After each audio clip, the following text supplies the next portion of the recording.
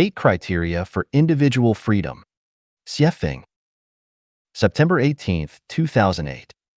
Translated by Treasure and edited by Care. An advancing life ascends from the realm of necessity toward that of freedom, while a regressive one retreats in the opposite direction. If we want to climb to a higher level space of life, we must strive to move toward the free kingdom. What are the criteria for complete freedom of the individual? In other words, what criteria do individuals need to achieve the realm of freedom? Sexual freedom.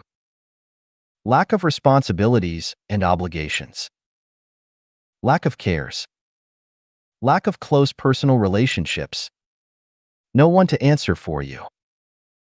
No answering for anyone else. Doing as you wish without overstepping basic law. Managing and governing yourself. We will examine each in detail. Sexual freedom. As long as an individual and their partner are willing, when and how they make love should be their unrestricted decision. Only common sense manners should dictate the proper time and place. Lack of responsibilities and obligations. Just as flowers grow, bloom, and pollinate, everything is natural and voluntary, not forced by responsibilities or obligations. Once there are even the least number of responsibilities and obligations, freedom is lost. A newborn baby lives on milk and its mother gives her breast, but this is natural and voluntary, brings pleasure to both, and is not done out of responsibility. Lack of cares. Own nothing, own everything. Act freely and have no cares. Once you care for something, your freedom is lost. Lack of close personal relationships. Once you have close familial relationships, you have obligations and responsibilities, and once you have friends and lovers, you have to care for them.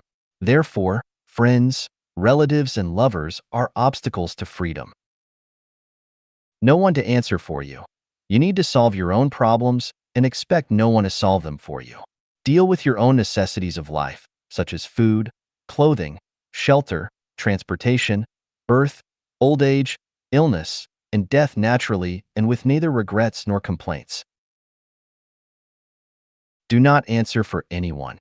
Answer to the greatest Creator and for yourself, but not to anyone else.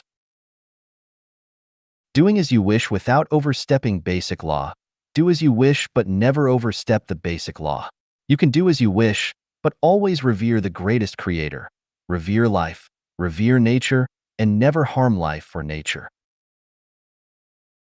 Managing and governing yourself. As long as one is managed, supervised, governed, or controlled by others, they have no freedom. This means that individuals who have reached the highest level of quality and accomplishment will have achieved the highest realm of civilization, so they will not need to be managed, supervised, governed, or controlled by others because they will naturally interact with others, both harmoniously and efficiently. 去天国路线图 The Roadmap to Heaven by Xiefeng. May 7, 2006. Living on Earth? Follow the teachings of Jesus, Sakyamuni, Muhammad, Lao Tzu in science. Enter Life Genuine. Study Life Genuine values. Become a Chanyuan celestial. Unconventional thinking. Purify one's soul. Shift consciousness and change one's life structure. Enter the new oasis for life. Meet the standard of 1,000-year world. Understanding the major 8 ways of thinking. Meet the standard of 10,000-year world. Understanding the 8 secrets of life. Go to Elysium world. Description. When you still live on the earth. 1. You first need to learn and understand the wisdom and teachings of Jesus, Sakyamuni, Muhammad, and Lao Tzu, and study scientific knowledge, on which basis enter Life Genuine. Study and understand the contents in Chanyuan Corpus and Xiefeng Corpus. Also listen to the thoughts of Chanyuan masters and learn their wisdom. Point 2. Try to become a Chanyuan celestial after that.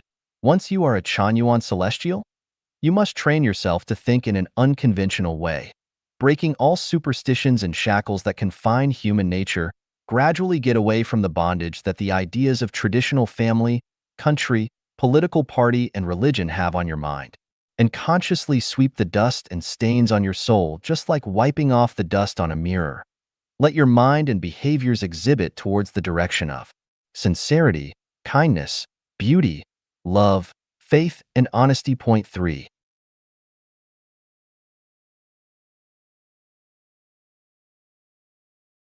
Then we need work hard on the core of self-cultivation, putting efforts on shifting our consciousness. Let our mind go into non-material world.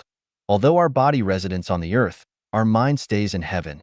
From this step, we can further come to the new oasis for life. Experience the new lifestyle copied from Thousand-Year World. Point 4.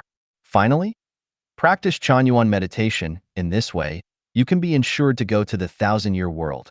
If you want to go to 10,000-year world instead, you need to grasp the secrets of 8 ways of thinking, and you can surely go to the 10,000-year world. However, if you don't want to stop there, you need to understand the 8 secrets of life thoroughly.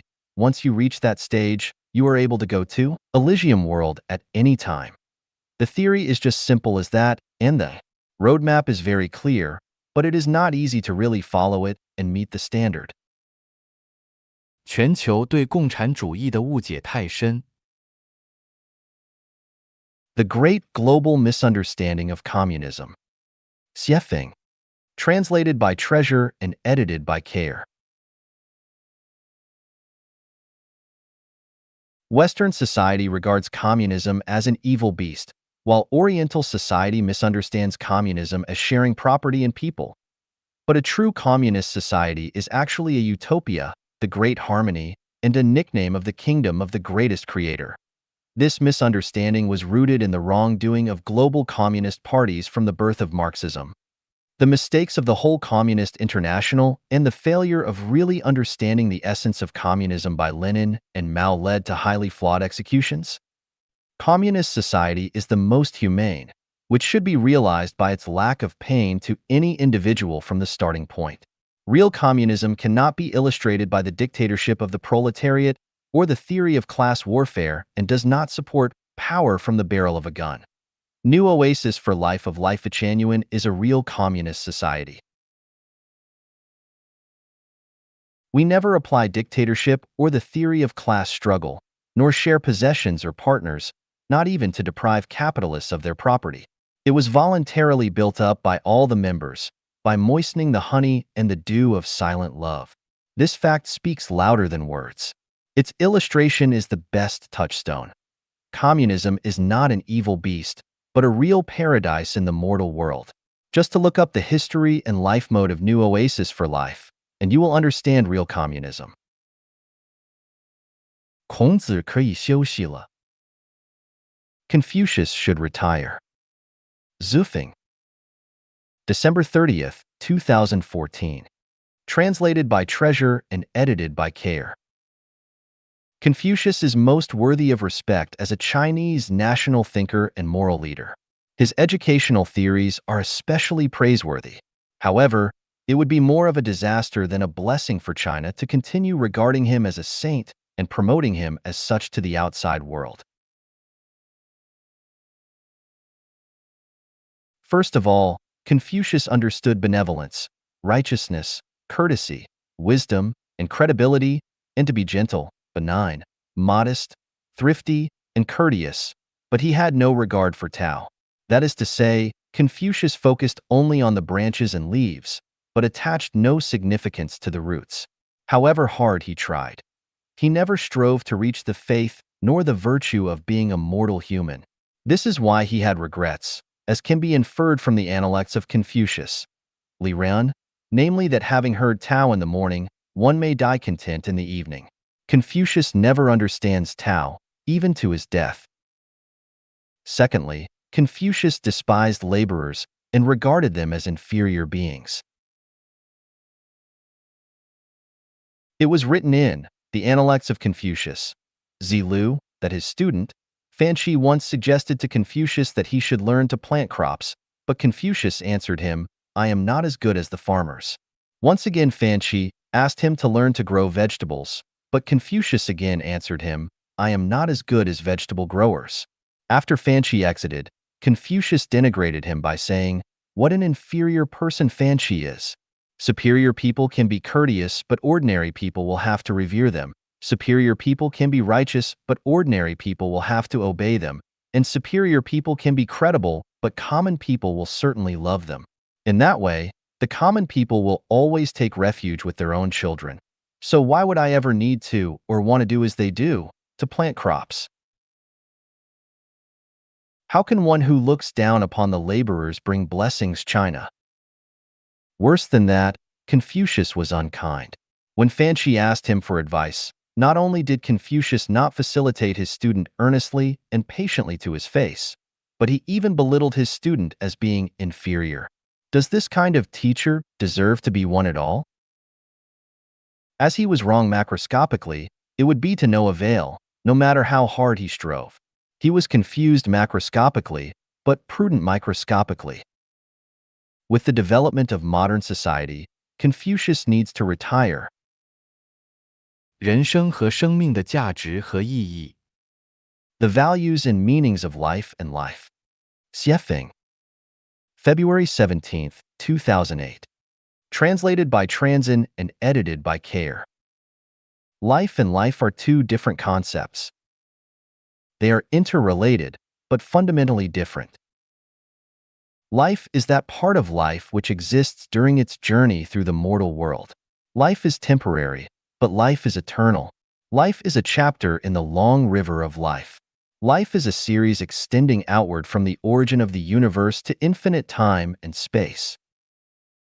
Life can come to an end at any time, but life can never end, even with the ending of life. The life of life is over, but life itself will always continue to exist in other forms. Therefore, the values and the meanings of life are different from those of life. If you confuse the values and meanings of life with the value and meaning of life, then you are likely to have a confused life.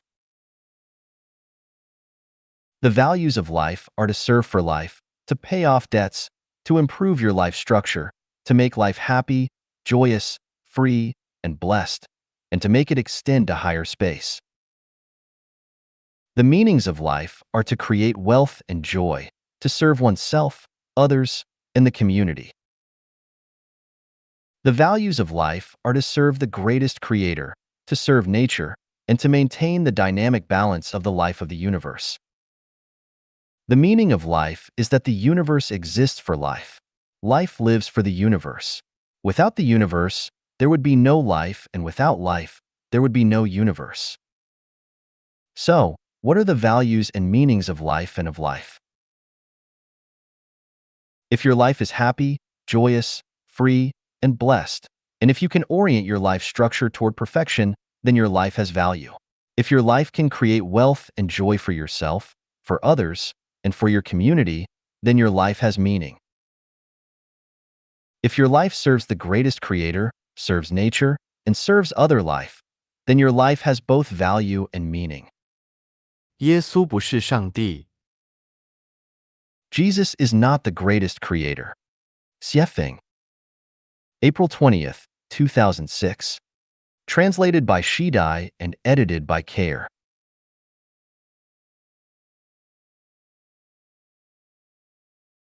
Jesus was the greatest person in history. He was the Christ, the hope of humanity, the door to eternal life, and the Son of, spokesperson for, and the road leading to the greatest creator for all kind, diligent, simple, honest, and humble people. Regardless of how much we praise Jesus, it can never be too much, but we cannot say that Jesus was or is the greatest creator. A real Christian must venerate Jesus, listen to the teachings of Jesus, and strictly behave according to Jesus' teachings. To lower or raise the status of Jesus is inexcusable. It not only blasphemes the greatest creator, but it is also a betrayal to Jesus. Furthermore, it would be the Antichrist and a sin to human beings. Jesus belongs to all human beings, not to any specific nation or religion. Jesus' teachings are for everyone. Everyone who loves Jesus, believes in Jesus, and follows Jesus' teachings is a Christian. This does not need any baptism or approval from any special anointed person or religious institution. Even the Hindu, Mahatma Gandhi said, "I love Jesus Christ." Many Buddhists also say they love Jesus. But here we shall know that Jesus is not the greatest creator. Jesus never claimed himself to be the greatest creator. He taught us again and again that we shall walk on the way of the greatest creator. Let us check the words of Jesus to verify whether or not Jesus was the greatest creator. But he said, I must preach the good news of the kingdom of God to the other towns also, because that is why I was sent. Luke 4:43. Here, Jesus says that he was sent. If Jesus is the greatest creator, who will ask the greatest creator to do things? By myself, I can do nothing. I judge only as I hear, and my judgment is just, for I seek not to please myself, but him who sent me. John 5 verse 30. Here, Jesus clearly tells us that he came, not for his will, but for the will of the greatest creator. Anyone who speaks a word against the Son of Man will be forgiven, but anyone who speaks against the Holy Spirit will not be forgiven, either in this age or in the age to come. Matthew 12:32. Here, Jesus humbly tells us that if we speak a word against him, we can be forgiven. But if we speak words against the greatest creator, we cannot be forgiven. These words clearly show that Jesus was not the greatest creator. Then the mother of Zebedee's sons came to Jesus with her sons, and, kneeling down, asked a favor of him. What is it you want? He asked.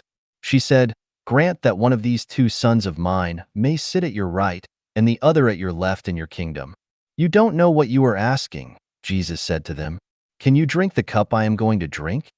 We can, they answered. Jesus said to them, You will indeed drink from my cup, but to sit at my right or left is not for me to grant. These places belong to those for whom they have been prepared by my Father. Matthew 20:21-23. Here, Jesus directly tells us that his right was less than the greatest creators. He had no right to grant people to sit at either of his sides. If Jesus were the greatest creator, would he not have this right to grant? And at the 9th hour Jesus cried out in a loud voice, Eloi, Eloi, lama sabachthani? Which means, my God, why have you forsaken me? Mark 15 verse 34. Jesus called out with a loud voice, Father, into your hands I commit my spirit. When he had said this, he breathed his last. Luke 23:46. From these words, how can we say that Jesus is the greatest creator? I also want to ask, can man condemn the greatest creator to death? Is man more powerful than the greatest creator? I still want to ask, Jesus had prayed many times. If Jesus were the greatest creator, to whom did he pray? Is there any being greater than the greatest creator? The facts prove, time and again, that Jesus was not the greatest creator. So, why do some people still claim that Jesus is the greatest creator? There is an evil purpose here, which is to raise the status of Jesus so high that it moves people farther away from the greatest creator. Since they said Jesus is the greatest creator, they shall listen to the teachings of Jesus. But no, they did not hear and follow any teachings of Jesus. They just wanted to get to their own scheme. What was the scheme? That is to praise Jesus so high with their lips that they betray Jesus and ask people to walk on the way of Satan. But what about you? He asked. Who do you say I am? Simon Peter answered, You are the Christ, the Son of the living God. Matthew 16:15-16. Some Christians who praise Jesus with their lips have dishonored the real Christians. No wonder that Mahatma Gandhi said, I like your Christ. I do not like your Christians. Your Christians are so unlike your Christ. Yes, Jesus said that, I and the Father are one, John 10 verse 30. But this does not mean the Father is the Son or that the Son is the Father. It means that Jesus has been with the greatest Creator throughout many ages. It means that Jesus is the honest Son of the greatest Creator. Jesus dutifully carried out the greatest Creator's will, and what he had done were all strictly following the greatest creator's will. From this, Jesus and the greatest creator are always one. Jesus keeps his oneness with the greatest creator from the beginning of time. We often speak of the unity of humanity and heaven, but it does not mean humanity and heaven are the same. 老子思想在第二家园管理中的运用。The application of Lao Tzu's thought in the management of the second home, now new oasis for life. Xiefeng. November 30th, 2010. Chanyuan Celestials in our fourth branch. The second home is the new life mode for future mankind. It is managed by the holographic thinking, whose core is conformity to the Tao, compliance with nature, absence of action, lack of contention, observance of neutrality, absence of dominance, lack of selfish desire, and enthusiasm for service. Specifically speaking, the management method of holographic thinking means following the way of the greatest creator, running everything according to the program of nature and according to man's origin of nature, avoiding the extreme employment of man's intelligence and wisdom, staying away from all measures and methods that are likely to lead to contention, argument, and fight, refraining from radical behaviors, making no rules, regulations, laws, commandments, and orders, eliminating all private ownership, and trying every effort to bring out the sincerity, kindness, beauty, faith, trust, and peace in human character. The distinction between people and people is only the difference in division of labor, and there is no relation of the managing and the managed. All are offering services to each other, and there are no such positions as the administrators. All affairs, important or not, will be handled on the basis of clear division of labor, with special persons assigned to take special responsibility for the special affairs. The management of the second home should depend fully on Lao Tzu's thought, which is represented by the following 8 points. Guidance by the saint and management by the talented. The management here only implies a difference in the division of labor instead of the difference in the status. Saint manages affairs without action, preaches the doctrine without words. All things take their rise, but he does not turn away from them. He gives them life, but does not take possession of them. He acts, but does not appropriate. Accomplishes, but claims no credit. It is because he lays claim to no credit that the credit cannot be taken away from him. Exalt not the wise, prize not rare objects, shut out from sight the things of desire. And the cunning ones shall not presume to interfere. In his dwelling the sage loves the lowly earth. In his heart he loves what is profound. In his relations with others he loves kindness. In his words he loves sincerity. In government, he loves peace. In business affairs, he loves ability. In his actions, he loves choosing the right time. Banish wisdom, discard knowledge, banish humanity, discard justice, banish cunning, discard utility. Embraces the one core principle, thinking or method, etc., in everything you do. Eschew excess, eschew extravagance, eschew pride. Point 7. Govern the home with justice, not with human wisdom. Do away with taboos, sharp weapons, skills of technique, and statutes. 8. Despise not their dwellings, dislike not their progeny. From the above 8 points, it can be known that there should be invisible saints in the second home, who do not guide with preaching, but with wordless examples, who create things silently but do not take possession of them, and who serve all creatures but do not claim credit for their services. Do not flaunt the worthy and talented. Do not distinguish the superior from the inferior. The rarer a thing is, the less use it will be put to. Do not set up things that may stimulate a person's selfish desire. Leave no loopholes and market for the deceiving and cunning persons to act wildly against the law and public opinion. Keep a clean and tidy living environment. The people in the neighborhood should be unsophisticated and honest and sincere. People should have a kind heart and treat people kindly. They should seek truth from facts, tell things as they really are, and keep their promises.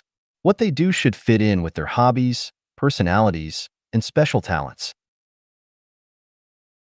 Their behaviors should comply with natural laws and their actions should accord the actual situation. Give up cunningness and artfulness, stick to the way, abandon the preaching of righteousness and morality, discard skills, fame, wealth, and ranks. Make people unselfish and possess nothing. Make sure that they have nothing but actually possess everything. Embrace the one in everything. Revere and believe in the only greatest creator in the universe. Abide by the overall arrangement of the only government in the whole world. There will be only one person responsible for everything. Do not have a life of luxury and do not waste. Practice moderation in everything. Do not overdo. All affairs and arrangements of the second home should be made public so that everyone has a clear knowledge of them. Do not engage in secretive management. Do not practice superstition. People should stick to facts, science, logic, and spiritual perception. There should be few prohibitions, commandments, terms, and taboos in the second home. The second home should never possess any swords, spears, rods, and other weapons specially to harm others. It should not sing praise of people's cleverness and skills. It should make people live and work in peace and contentment and enjoy the ordinary life. It should not cause disturbance to their settlement or disrupt their peace and quiet.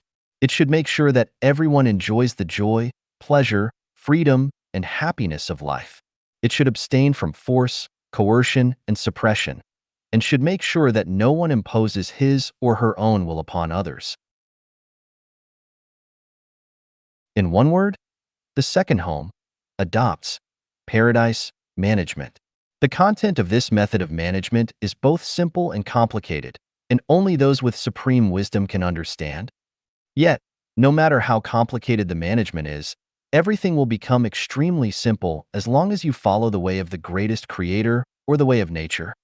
Otherwise, the management will become extremely complex. 混沌管理，用服务代替管理。Paradise management. Replace management with service. Xiefeng. November 4th, 2010. Paradise management has very rich connotations. It is simple because it does not manage anything. It is at the same time complicated because it is the highest form of management, which makes everything operate in a methodical and orderly manner. In paradise management, management is replaced with service. The host is actually the servant and the management is actually the service. No administrative orders will be employed. No force will be used. Submission shall not be obtained via threats, lure by promises of gains, intimidation, or suppression. It is forbidden to impose one's own will upon others to make them painful or unhappy. It is forbidden to make anyone feel any sense of inequality between people. The greatest creator manages the whole universe by paradise management. All things take their rise, but he does not turn away from them, makes them grow, develops them, it gives them birth and does not own them, acts, helps, and does not appropriate them, is superior, and does not control them, accomplishes, but claims no credit. Water benefits all things, and does not compete with them. It dwells in the lowly places that all disdain, but of the best. When their task is accomplished, their work done, the people all remark, "We have done it ourselves." A good runner leaves no track. A good speech leaves no flaws for attack. A good reckoner makes use of no counters. A well-shut door makes use of no bolts, and yet cannot be opened. A well-tied knot makes use of no rope, and yet cannot be untied. Of the best rulers, the people only know that they exist. The next best they love and praise. The next they fear, and the next they revile.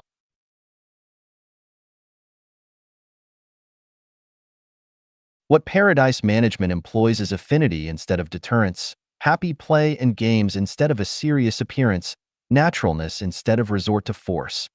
This method of management offers happiness and freedom instead of suffering and bondage. It exerts its influence subtly, and does not resort to rainstorm-like power. It teaches with wordless example. It enlightens spiritual wisdom and perception, and makes people fully exhibit their sincerity, kindness, beauty, love, faith, honesty, simplicity, and character.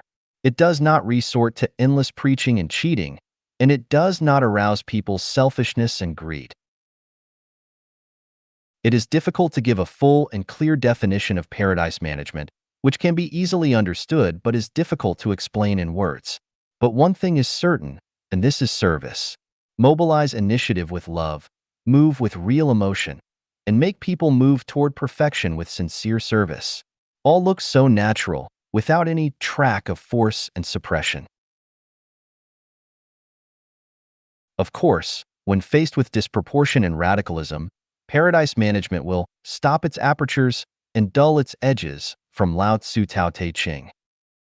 不结婚如何过日子？ The life without marriage. Xiefeng. Once one gets married and forms a family, he or she will be plunged in a life of misery. He or she will lose the fundamental freedom of being a man, not to mention the chance of attaining immortality or Buddhahood. Anyone with a family is selfish. They cannot help being selfish because they are controlled, encumbered, and dominated by the program of family. How much pressure a person must bear if he or she does not get married and form a family? The pressure of parents, the persuasion of relatives and friends, the care of neighbors and colleagues, the criticism from the society all bear down on our spirit and soul like huge mountains. The physiological demand, the desire for a home, the worry for illness and death, and the difficulty to relieve loneliness all make us desire instinctively to get married and form a family. If the above problems are not resolved, we will feel pain and suffering all the same, and we may even have greater pain and suffering if we do not get married and form a family, because getting married and forming a family is a matter of course and as easy as sailing downstream, while not getting married and forming a family is as difficult as sailing upstream. The problem is that sailing downstream leads to no other than pain and suffering, which history of mankind has proved to be unavoidable. Then we have no choice but to sail upstream. Let's discuss and resolve these problems one by one. First, the pressure of parents. We should be filial to our parents, but we cannot give in to our parents in the matter of life and life. We know about the road taken by our ancestors all too clearly. It is a road of misery, which we should not repeat. If our parents force us to get married and form family, we must raise some conditions to them. 1. Ask our parents to tell us the significance and value of life. 2. Ask our parents to tell us the nature and meaning of life. 3. Ask our parents to provide good housing conditions. 4. Ask our parents to guarantee our happiness all our life. If our parents cannot meet these conditions, then we can tell them in definite terms that we cannot get married and form a family. As for the persuasion of relatives, friends, neighbors, and colleagues, we can also respond with the above 4 conditions. Or we can simply respond with one question. Can you help me through if I encounter plight and pain after getting married and forming a family? Please give me a written pledge. As for the criticism from the society, we can just ignore it. If pigs say something is wrong with man's life, then just let them squabble. How can we solve the problem of physiological need? The need for food and beauty is our inherent character. The need for sexual life is but a matter of course, otherwise the greatest creator would not have designed those organs and senses for us. A life without sex would be one with abnormal spirit and psychology. We will not only have sex, but also have sex of high quality and happiness. Why don't we? Only a fool would not have sex. Without marriage, with whom do we have sex? It is impossible to do this with chicken and ducks.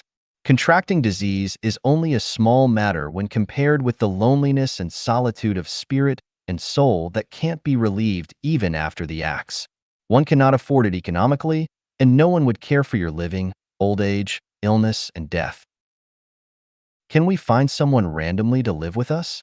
This may temporarily meet our urgent need, but does not provide long-term solution. What is worse is that we have to bear a lot of liabilities. We may commit irremediable mistakes and cause a series of chain reactions, and suffering and mystery may be endless.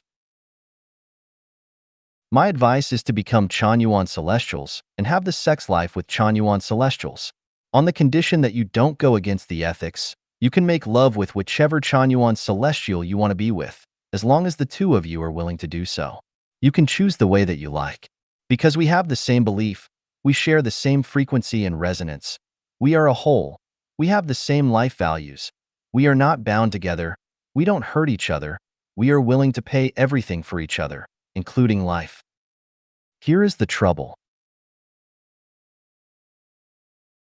Once people, especially our relatives, friends, neighbors, and colleagues, know that we are Chanyuan Celestials and are so casual and free, we will be drowned by condemnation, insult, revile, and grief, and we will be the helpless lambs surrounded by packs of wolves, torn, bitten, trampled, and swallowed. And this will be the price we have to pay for the pursuit of freedom. However, one would rather die than lose the freedom. Without freedom, what do we live for? You live a life, but for whom do you live? Therefore, to get freedom, one must be prepared to remold himself thoroughly and to be reviled by the so-called gentlemen, kind-hearted people, moralists, and defenders of traditional moral principles. One must be prepared to completely break with the secular world. In one word, one be prepared to die. When I am writing these heretical remarks, when I say that the God preached by the Bible is not the real God, when I reprimand family, religion, political party, and state, I have been prepared to die anytime. I have said that every day might be my last day. However, I can speak the truth for myself. I am satisfied with my magnanimity and openness. Even if I am dead now, I have no regret because I have lived a real life. The publication of this article may cause some Chanyuan Celestials to leave the home and may cause some people who want to enter Chanyuan to shrink back. No matter what the results might be, this is Life at Chanyuan. We just tell the truth. We are fair and upright. How do we solve a series of problems? Please read the next article. Chanyuan Celestials will live in this way. 禅院草创造美梦祈祷词。 A prayer for Chanyuan Celestials to create beautiful dreams. Xiefeng. December 7th, 2010. Translated by Treasure and edited by Care. Preface. Life is like a dream.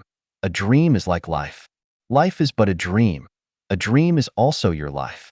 People have lots of dreams throughout their lives, so let every one of them become splendid and fantastic so that they can wander in beautiful dream worlds every night. Dreams are also supplements, links to great lives. A dream is a reflection of a person's state of consciousness, physiology, and soul.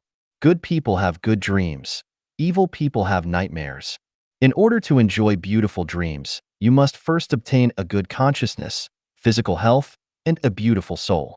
If one's consciousness is a mess, has many physiological defects, or has a soul garden that is full of weeds such as jealousy, resentment, anger, anxiety, selfishness, greed, laziness, arrogance, and so on, then they cannot enjoy beautiful dreams. Chanyuan Celestials are baptized by the values of Life at Chanyuan and are building their own soul gardens. In order to cooperate with the construction of these soul gardens, this prayer for Chanyuan Celestials to create beautiful dreams was composed. Lie naked on your bed. Take 8 deep breaths and clear your mind. And forget all the problems of your past day. Rid yourself of all unhappy thoughts. Remain peaceful and simple. Meditate on the beauty of the 1,000-year world or the 10,000-year world for 3 minutes and read the prayer below attentively. The prayer for creating beautiful dreams. Loving greatest Creator with my infinite reverence. I am lying in your warm, comfortable, safe, and gentle embrace. Your spiritual light embraces my whole body. As spring rain moisturizes seedlings, brightness and beauty are falling on me. All is harmonious and peaceful. The night is sacred and the earth is quiet. The air is filled with the fragrance of flowers. The first faint glimmer of dawn twinkles in the distance. Tomorrow's world will be more beautiful than today's was. I am a beautiful flower fairy. I am a beautiful elf. I am a baby with your special care and blessing. I am always bathed in your spiritual light wherever I go. With neither fear nor darkness, I can enjoy running and playing on the prairie, and in the river as much as I can to my heart's content. Nothing can hurt me. My world is full of joy and safety. My future is beautiful. I yearn for it infinitely. Following your messenger, I have neither worries nor hesitation. Flowers pave the road ahead of me. The great beauty of my hometown, the thousand-year world, beckons to me. I am a fairy. I am an angel. I can fly in the vast blue sky. Ah! The feeling of flying is so comfortable and joyous. I want to fly. Fly to the distant hometown of heaven. Oh dear greatest Creator, thank you for all that you have bestowed upon me. I am no longer sad and have no worries. I have taken the path that you have arranged for me. The road ahead is clear and my future will continue to become more joyous and full of brightness, pleasure, and happiness. Ah, peaceful night. I am so happy to be lying in your arms. The fragrance of affectionate love follows me on my path to heaven. Gods, Buddha, angels are with me. Tonight is full of fresh flowers and sweet dreams, and I will enter dreamland and my dreams will be sweet and beautiful. Amen. Attention. The magic of the above prayer lies in your consciousness. Everything that has been inlaid to your consciousness will be realized even it seems illusory. Sense it in your heart and create it with your consciousness. Copy or print the above prayer in a larger font and read them in silence. If you are still unable to fall asleep, then read them twice or 3 times till you fade into the dream world. The second home, now new oasis for life. How can I repay you? Xiefeng. November 8, 2011. In the second home, I have had the most wonderful chapter of life and bring. People can live in your embrace and feel no regret. But how can I repay you the second home? If I cannot repay you, then I will be an ungrateful black sheep and a lazy parasite. The second home, can I be permitted to repay you in the following 8 aspects? 1. Every day I will get up early in the morning and finish my work conscientiously, with or without management and supervision. I will willingly and voluntarily set my mind on work and do it well. 2. Every day, I will greet every sister, brother, relative, and lover with sunny smiles. I will never spoil other people's good mood with my negative, passive, and pessimistic feelings. I will bring happiness and joy to every sister and brother that I meet with my smiles, kindness, and diligence. 3. Every day I will keep the home clean and tidy. I will never litter. I will never defile any corner of the home, including the bedroom, dining room, table, washing basin, bath, courtyard, path, toilet, and any other tool that I have used. For I will never complain to my sister and brother about my grief and distress, never dump the spiritual garbage to them, never talk anything evil about my sister and brother behind their backs, never fabricate and spread disputes, never find fault with anyone, and never blame or reproach anyone. 5. I will never waste any materials and articles in the home, even a piece of tissue paper. I will never be sumptuous in using the resources of the home, never appropriate any materials. I will treasure and show care for any utensil that I have used and never cause damage to them. 6. I will be a well-educated and civilized person, I will never breach the law of the state and never involve myself in any criminal activities. What I say should be an honest and heartfelt expression of sincerity, kindness, virtue, love, faith, and honesty. My action will never cause harm to anyone, to the society, and to nature. 7. Every day, I will cherish everything in the second home and cherish the life that has not been easy to come by. I will be grateful to Buddha and the greatest creator for everything, to the home. If the home is in need of my service, I will devote everything, including my life, to the home, even if I have to climb the mountain of bayonets and cross the sea of fire.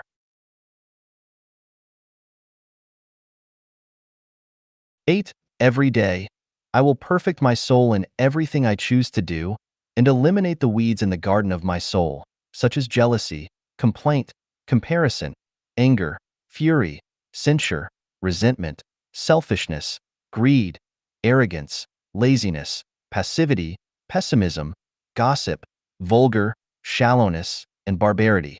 I will make myself a beautiful scenic spot in the home and make myself a matter of pride for the home. Let the home be more splendid because of me. Let every sister, brother, relative, and lover be joyful and happy because of my existence. The second home, I find it difficult to express my love and gratitude for you in words. No matter what happens, I will devote myself heart and soul to you. I will put all my heart to build you, protect you, and perfect you. I will devote everything of mine to you, including time, energy, intelligence, strength, and material power. I am more than ready to contribute everything to you. Help me to build a paradise on the earth. Xiefeng. November 13th, 2018. Translated by Treasure and edited by Care. To those with an open spiritual perception. I am the guide of life Echanuan from the 1,000-year world of heaven. I now am an experienced builder of paradises on earth. I have written for the past 2 decades, the main contents of which are written in Chanyuan corpus and Xiefeng corpus, but there are also more than 1,000 undeclared articles about the arrangements and details of life in an earthly paradise. I have built several of them over the past decade, including 9 picturesque Xanadu homes in mainland China. However, the Chinese government forcibly disbanded and destroyed all of them because they misinterpreted us as a religious organization. Now, I want to rebuild them in full accordance with the model of the 1,000-year world of heaven.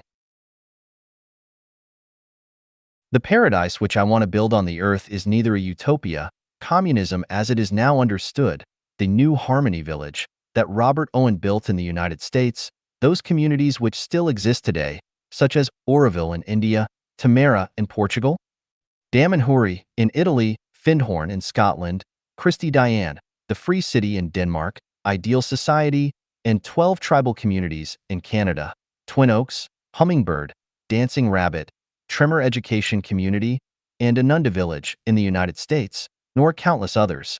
It is most similar to Kanahana family in Japan in spirit, but not in form. What I want to build is a functioning paradise on earth. What will that look like? You can gain an overall understanding and see a general picture by referring to the following sources. Search for the 1,000-year world on Baidu or Google. Read the texts or watch the videos of The Bright Spot of the Second Home, Now New Oasis for Life series. More information is available on the following websites: smcyinternationalfamily.org, bit.ly/2QWRQ4J, lifechanyuan.org, newoasis4life.org, leafcosmos.org, Chinese, lifelvzhou.org, Chinese, chaneyuan.org. Centering on sincerity, kindness, beauty, love, faith, honesty, peace, and joy, I can build what you can imagine, but I need the following resources. No less than 60 hectares of land with nearby rivers or spring water and year-round spring-like climate with neither intense heat nor severe cold, which is like Harare, Zimbabwe, or Chuxiong, Yunnan, China. 1 million US dollars. Local governmental permits. 300 people from a multitude of nationalities, cultures, races, and faiths will be selected to participate in constructing, living, and producing in it. Why would I build such a paradise in the human world?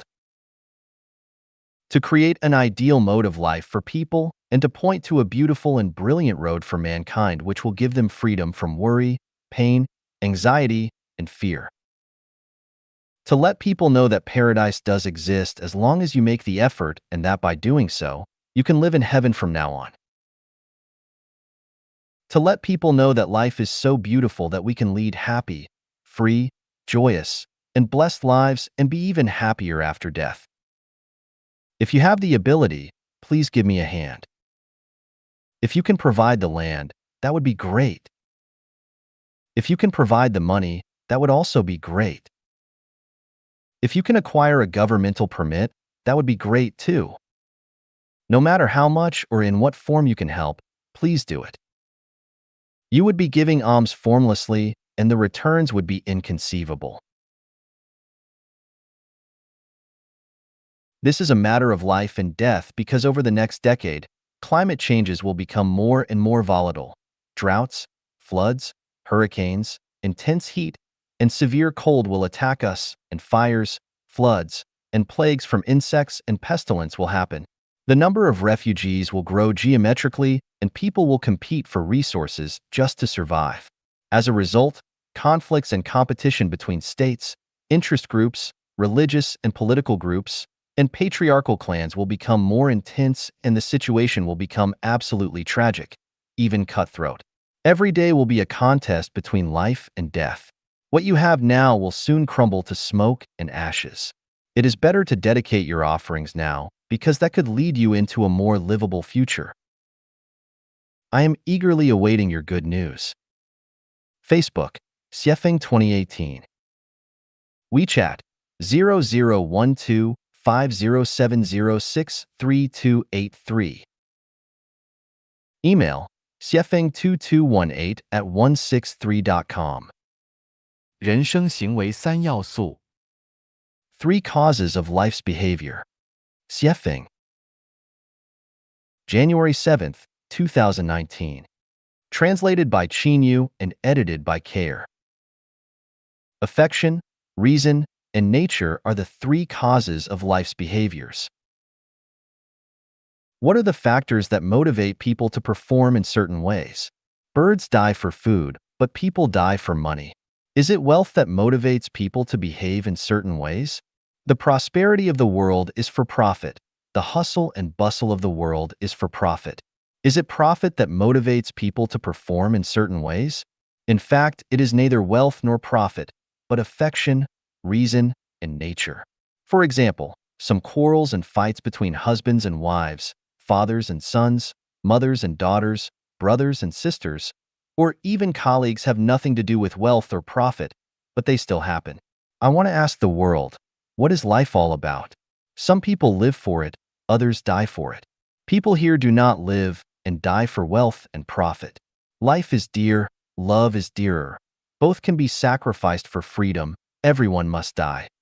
Let me leave but a loyal heart in the pages of history, and similar behaviors are not for wealth or profit. According to Maslow's theory of the hierarchy of the needs in life, what makes certain behaviors happen are the physiology, safety, social interaction, respect, and self-actualization needs of people. According to Freud, sexual instinct in the unconscious mind is the basic motivation for human behavior. Both Maslow and Freud make sense, but they cannot explain all the motivations of human behavior. For example, trampling on an ant or praising a member of the same sex cannot be analyzed by Maslow and Freud's theories. However, all the motivations of human behavior can be explained by affection, reason, and nature. In other words, all human behavior is in accordance with either affection, reason, or nature. It must be at least one of these 3. If a certain behavior is not in accordance with affection, then it must be with reason or nature. If it is in accordance with neither reason nor nature, then it must be with affection. We often say that someone is unreasonable or irrational when in fact they are really unreasonable, but they are being affectionate. We often say that someone is indifferent when in fact they are just not affectionate, but their behavior is in accordance with their nature.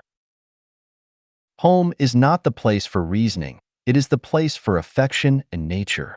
Men value rationality while women value affection, so couples often do not understand each other. Either spouse will think that the other is being unreasonable and selfish when in fact they are both playing a harp to a cow. Doing so is not the fault of the cow, but that of the player. What is the use of playing a harp to a cow? You are not on the same channel and are just annoying the cow. The behavior of living for yourself while helping others secretly is not in accordance with affection nor with reason, but it is in accordance with nature. That is someone's nature. Some people are born omnivores while others are lifelong vegans. This cannot be analyzed with affection or reason because it is the product of one's nature. All desires are manifestations of people's natures, all requirements are manifestations of affection, and all preaching are manifestations of reason. The advantage of knowing this truth is that everyone in the world becomes pleasing to your eye. Everyone becomes right. Do not worry if children are crying. They are just expressing their nature. Take it easy if a wife is crying, shouting, and trying to hang herself. She is just in a mood. Do not be afraid if a husband is yelling sternly. He is reasoning.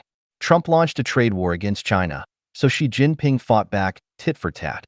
Xi Jinping wanted to invade Taiwan by force, so Tsai Ing-wen talked domineeringly. Some people are screaming, "Exterminate the CPC," while others are shouting, "We love the CPC." In my opinion, they are all right. If you only consider from the perspective of affection, reason, or nature, then you will feel that they are all wrong. If you do so from my three causes, affection, reason, and nature, then you will feel that everyone in the world is right. Who can say that mice who dig holes are wrong, but that cats who catch them are right? On the contrary, who can say that cats who catch mice are wrong, but that mice who dig holes are right? All are right and none are wrong because they are all following their natures. Eventually, you will find that those who are destined to die will die, and those who are destined to live will live. Those who are destined to live are still alive. This is good. Those who are destined to die are dead. This is also not bad. 无用之用有大用。 Uselessness has great use. Xiefeng, January 7th, 2019. Translated by Qin Yu and edited by Kair. Life's journeys are full of contradictions, struggles, conflicts, fights, troubles, pains, disasters, and a preponderance of anxiety. Something has to be wrong with this. So what is it? The problem is that people are all chasing useful things and have no time to consider the useless ones. What are considered life's useful things? Money, power, fame, gain, and carnal pleasure are a few. What are considered life's useless things? Beliefs, ideals, faith, morals, and integrity are some. If someone is not lacking money for food, clothing, shelter, and transportation, but is still in deep trouble and pain, then their problems have doubtlessly been pursuing useful things and completely neglecting useless ones. By the existence of things, we profit. By the non-existence of things, we are served. Useful things are for profit and useless things are for usage. Useful things are for survival and useless things are for life. Those who pursue money, power, fame, profit, and carnal pleasure all their lives are only doing it for survival, which will inevitably lead to fighting, killing, depriving, robbing, complaining, envying, suffering, and eventual disasters. The rich died violently, the powerful were imprisoned, the famous committed suicide, the owner of land and luxury cars died on the street, and attractive celebrities were betrayed and bullied. That quote illustrates how the things that are seen as being useful are not really of great use.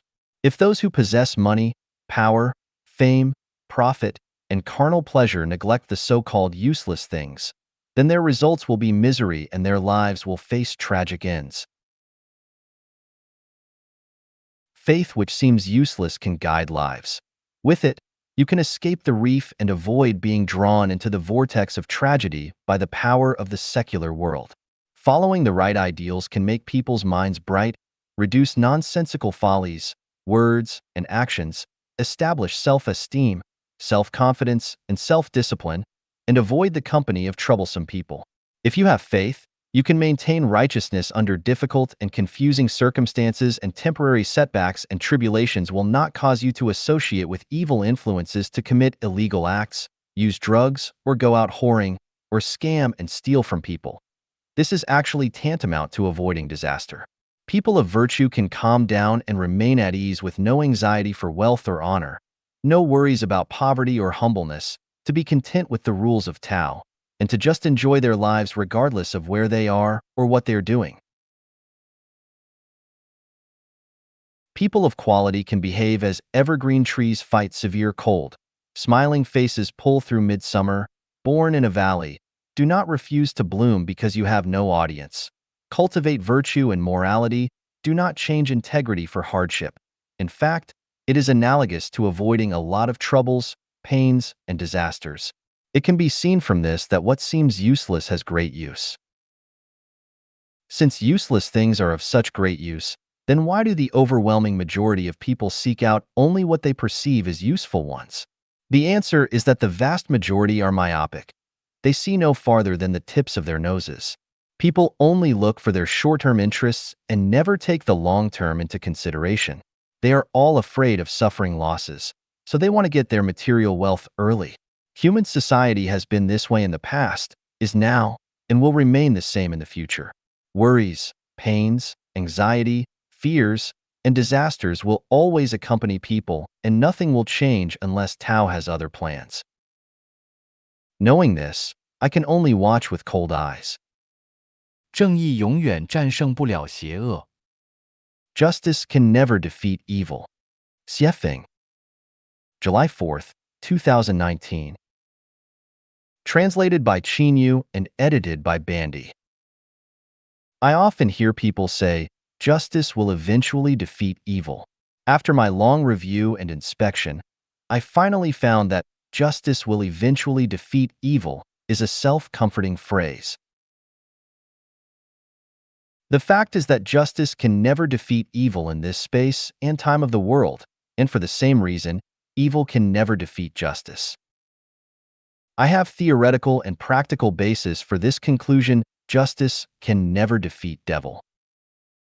In theory, the sum of positive and negative energies in the universe is zero. Positive and negative are like acting force and reactive force, equal in magnitude and opposite in direction. From the law of the unity of opposites, justice and evil are twin brothers. Where there is justice, there is evil. Justice and evil complement each other and are both opposed and united. If evil is eliminated, justice will no longer exist. Just as if the carnivores were eliminated, it will be difficult for the herbivores to exist. Be no down. Without front, there will be no back. Without coming, there will be no going. Without death, there will be no life. Where there is day, there is night. Where there is long day, there is long night. Day can never defeat night, and of course night can never defeat day either. From this, we can draw a conclusion that justice and evil coexist in the human world. The human world is the time and space where justice and evil fight and kill. No one can defeat the other. No one can destroy the other. Even if justice or evil temporarily dominates, the situation will reverse, just as the day and night. In practice, looking at the history and current situation of mankind, when did justice prevail over evil? Justice and evil are like two evenly matched people holding each other, fighting, beating, and rolling. For a while, justice is above and evil is below, and for a while, evil is above and justice is below. There has never been a case where justice has long prevailed over evil. In the human world, evil has a fertile soil and environment for survival. The greed of the human heart is one of the most fertile soils. Is there any time for the greed of human heart to be satisfied? The answer is no. Is 100 million enough? No. 10 billion enough? No. 100 billion enough? Not enough either. If you are rich, you still want honor. If you have honor, you also want power. If you have power, you want to control the world. After controlling the world, you also want to control the universe. After you have controlled the universe, you want to be the greatest creator. You can see from this that justice can never defeat evil. Why people's greedy cannot be satisfied. There is a huge secret here, which is the dynamic balance mechanism of life in the universe. What is the dynamic balance mechanism of life in the universe? The laws and principles that maintain the survival of life and interpret the ups and downs of the magnificent plot are the dynamic balance mechanism of life in the universe. Here is a simple example. In a country, there is only one president. There are several hundreds, thousands, tens of thousands, or hundreds of thousands of so-called management staff under the president. The number of the ordinary people is the largest. To maintain this kind of management mechanism, the common people must try to climb upwards, and the ones above them will push downwards, constantly climbing and constantly pressing. The reality constituted by this kind of climbing and pressing is the dynamic balance mechanism. Among the 20 parallel worlds and 36 dimensional spaces in the universe, there are heaven, hell, and human world. People in hell want to go into heaven, just like ordinary people want to be president.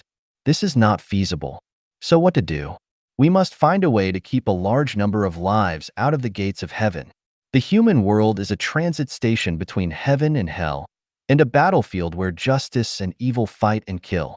The most effective way to contain a large number of lives outside of heaven is to make people greedy, unenlightened.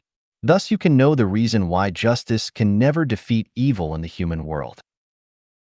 Seeing through reality, should those who think that they are righteous be very pessimistic? Do you think that this mechanism is unreasonable? Do you think that it is benevolent only when there is no hell but heaven? If you think this way, it is irrational. You can imagine that if all insects, birds, beasts, domestic animals, fish, shrimps, snakes, and scorpions are all transformed into human beings, can human beings survive any longer? The sea of bitterness is boundless. Is there a way to be optimistic? Yes. Where? The person from heaven will lead you to find a way to be optimistic. 不要期望石头会变成西瓜。Do not expect stones to become watermelons. Xiefeng. July 24th, 2019. Translated by Qin Yu and edited by Kair. Can a stone ever become a watermelon or a watermelon a stone? Of course not, but according to Chan Yuan values, nothing is impossible, but only things that cannot be realized or changed by thinking. Is this not a contradiction? First, you said impossible, but then you said that nothing is impossible, so which is it? Here, impossible refers to the situation in mortal space-time, but possible refers to an environment which transcends it.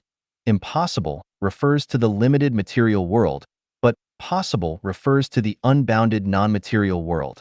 Impossible refers to the principle of universality, but possible refers to the principle of particularity. Impossible refers to conventional common sense, but possible refers to unconventional thinking. Thus, there are no contradictions. It is difficult for people to change their natures. If we compare them to stones, then it is impossible for them to become watermelons. I often hear people say that someday his conscience will sting him, meaning that someone who hurts you now will eventually learn that they were wrong and apologize or repent and compensate you for your loss. But a stone is a stone and will never become a watermelon. In other words, it is extraordinarily unlikely that a person who hurts you will ever find their conscience. If you agree with this point of view, then you can handle your interpersonal relationships in this way along your life's journey. If someone makes you unhappy when you deal with them the first time, stop there. An old expression goes, "Fool me once, shame on you. Fool me twice, shame on me." No stone will ever transform itself into a watermelon. If someone looks unpleasantly toward you, do not look back at them in the future. You will be sick of them for the rest of your life. If someone cheats you once, do not assume that you can ever trust them in the future. they will do it again at every opportunity. L. People who doubt you will always doubt you no matter how you argue, explain, or prove yourself. They will keep doubting you forever.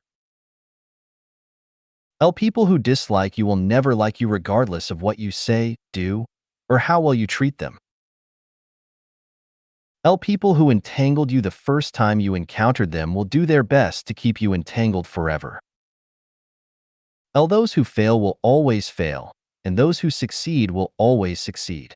Do not expect one who has failed to succeed someday. They will fail again. Avoid failures. L. An unreasonable person will never reason with you. Trying to reason with them is futile. L. The story of Mr. Donghua and the wolf tells us that no matter how compassionate Mr. Donghua was to the wolf, it would always eat him. L. The story of the farmer and the snake tells us that no matter how much the farmer pitied the snake, it would still kill him.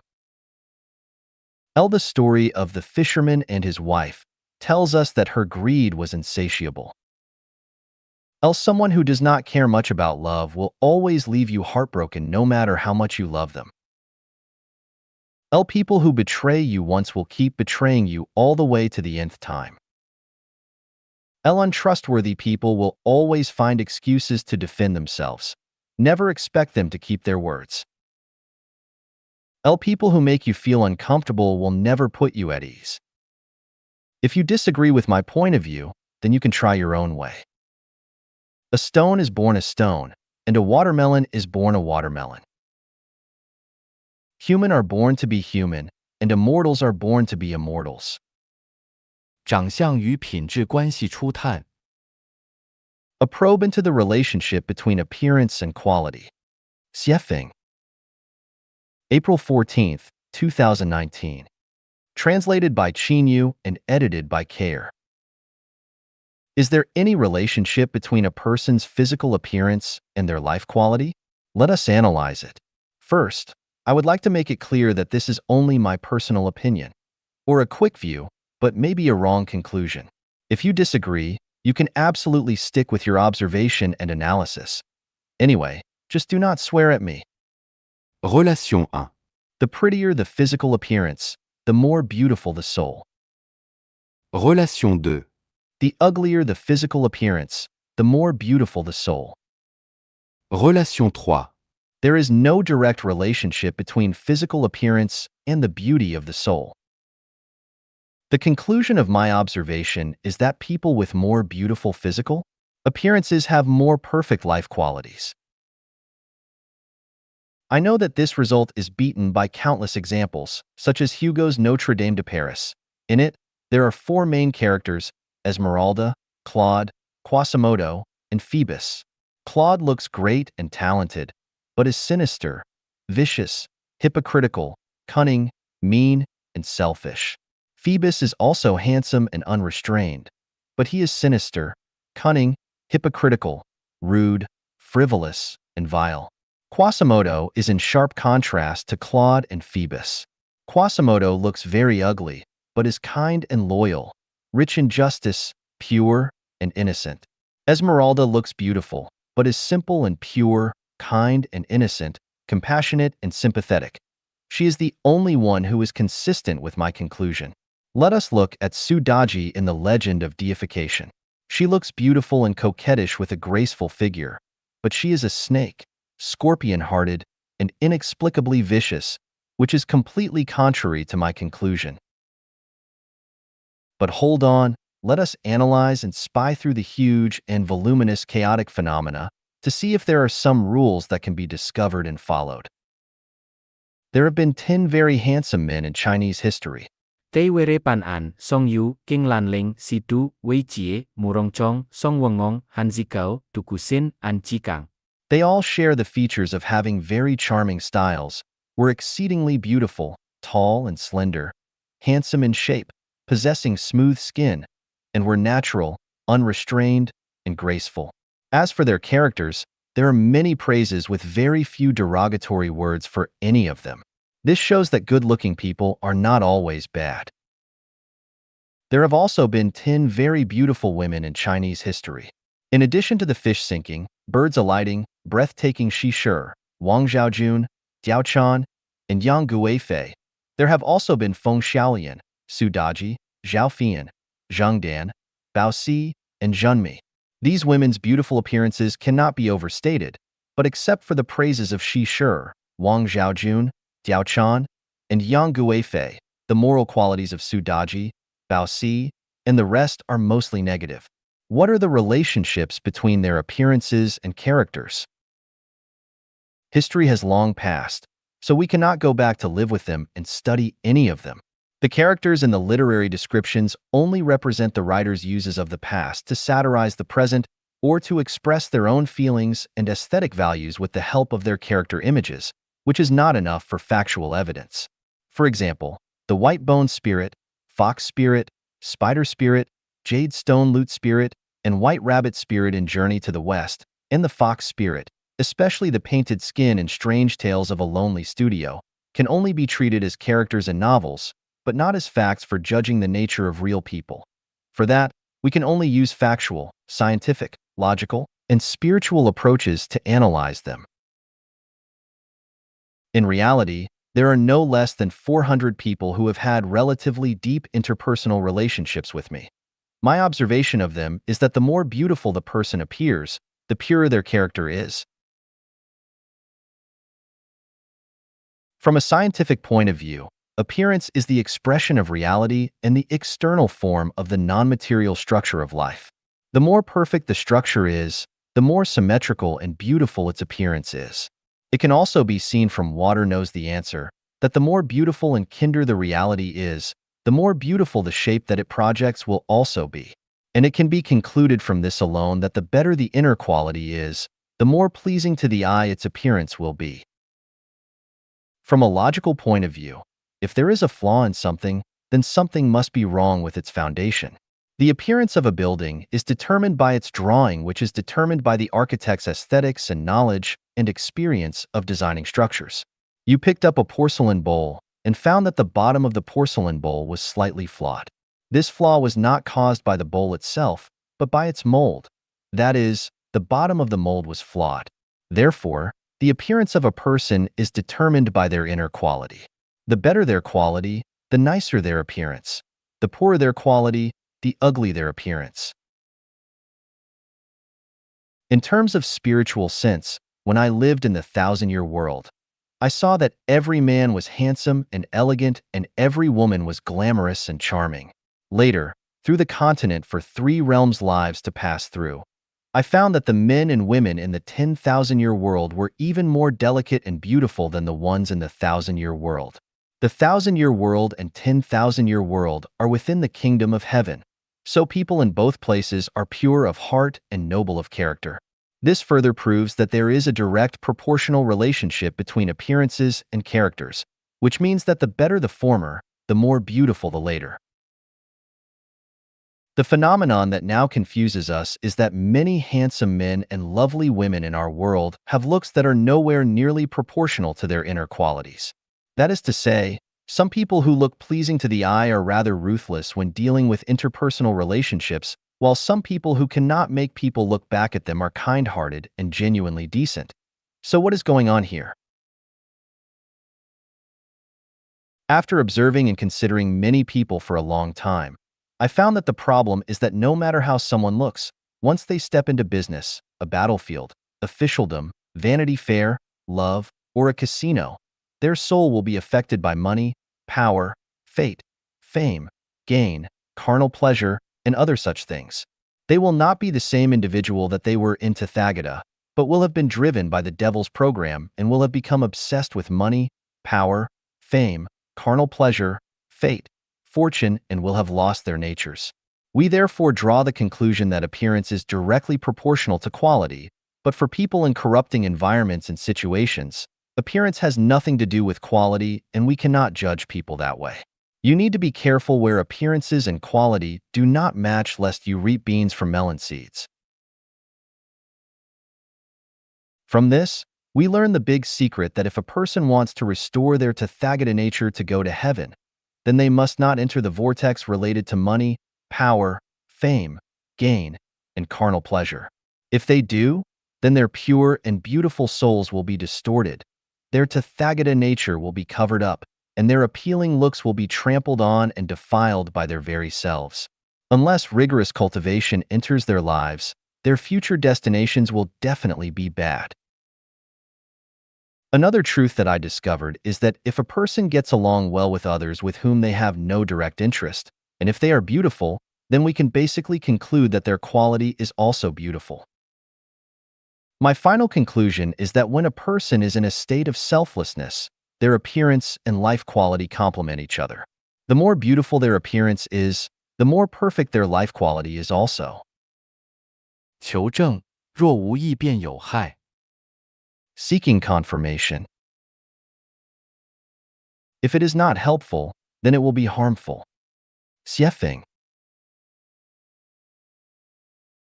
March 29th, 2020.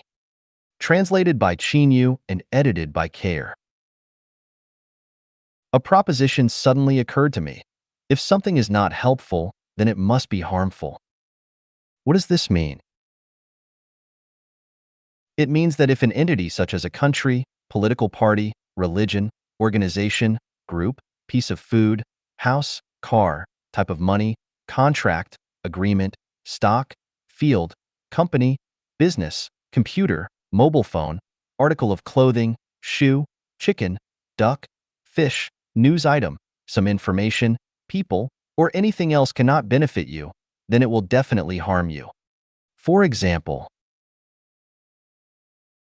a WeChat group that you join which brings you no happiness, joy, freedom, or blessing will eventually bring you worry, pain, sorrow, and anxiety. A house that you own which does not add convenience or other benefits to your life will bring you the anxiety of managing it and consume your time and effort. A dog that you raise but does not bring you the warmth that you had expected from it will definitely bring you trouble that you never thought of. An employee who is recruited by a company but who fails to benefit them will definitely become a drain on them. Let us analyze someone with whom you associate, whether they are your sibling, friend, relative, colleague, spouse, net friend, or other acquaintance. As long as they bring you no joy, peace, or safety, then they will definitely bring you pain, worry, and crises. If this proposition is true, then the opposite must also be true. If it is harmful, then it is useless. Is this proposition absolute? Is it extreme? If yes, please demonstrate. If this proposition is true and is related to the happiness and future of your whole life, then you must take it seriously. For example, if you make a net friend but find that they make you worry, unhappy, or prove to be a waste of your time and energy, then you should immediately cut off your new relationship because if it is useless, then it is harmful, and if it is harmful, then it is useless. Especially in the early stage of a romantic relationship, once you find something that upsets you about your new lover, the relationship should be severed immediately and never developed any further. Once you fall in, you are going to cry for the rest of your life because if it is not helpful, then it is harmful. 普世价值有多好？ How good are universal values? Xiefeng. August 29th, 2019. Translated by Qinyu and edited by Care.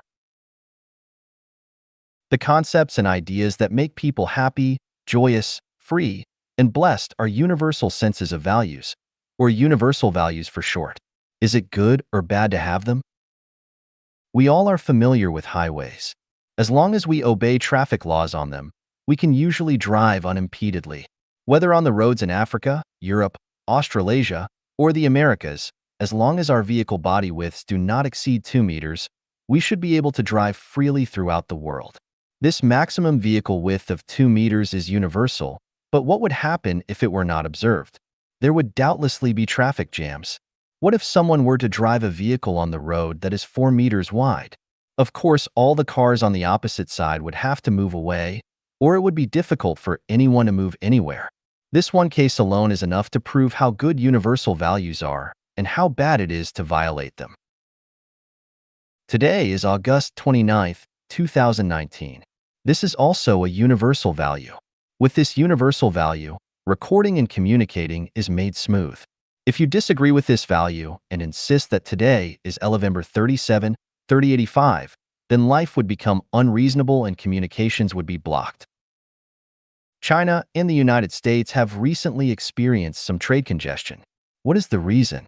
It is that either China or the United States did not observe some universal value, or maybe neither country did.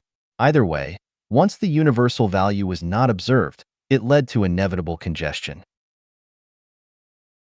Universal values should not be mixed with national, ethnic, religious, regional, or special interest sentiments.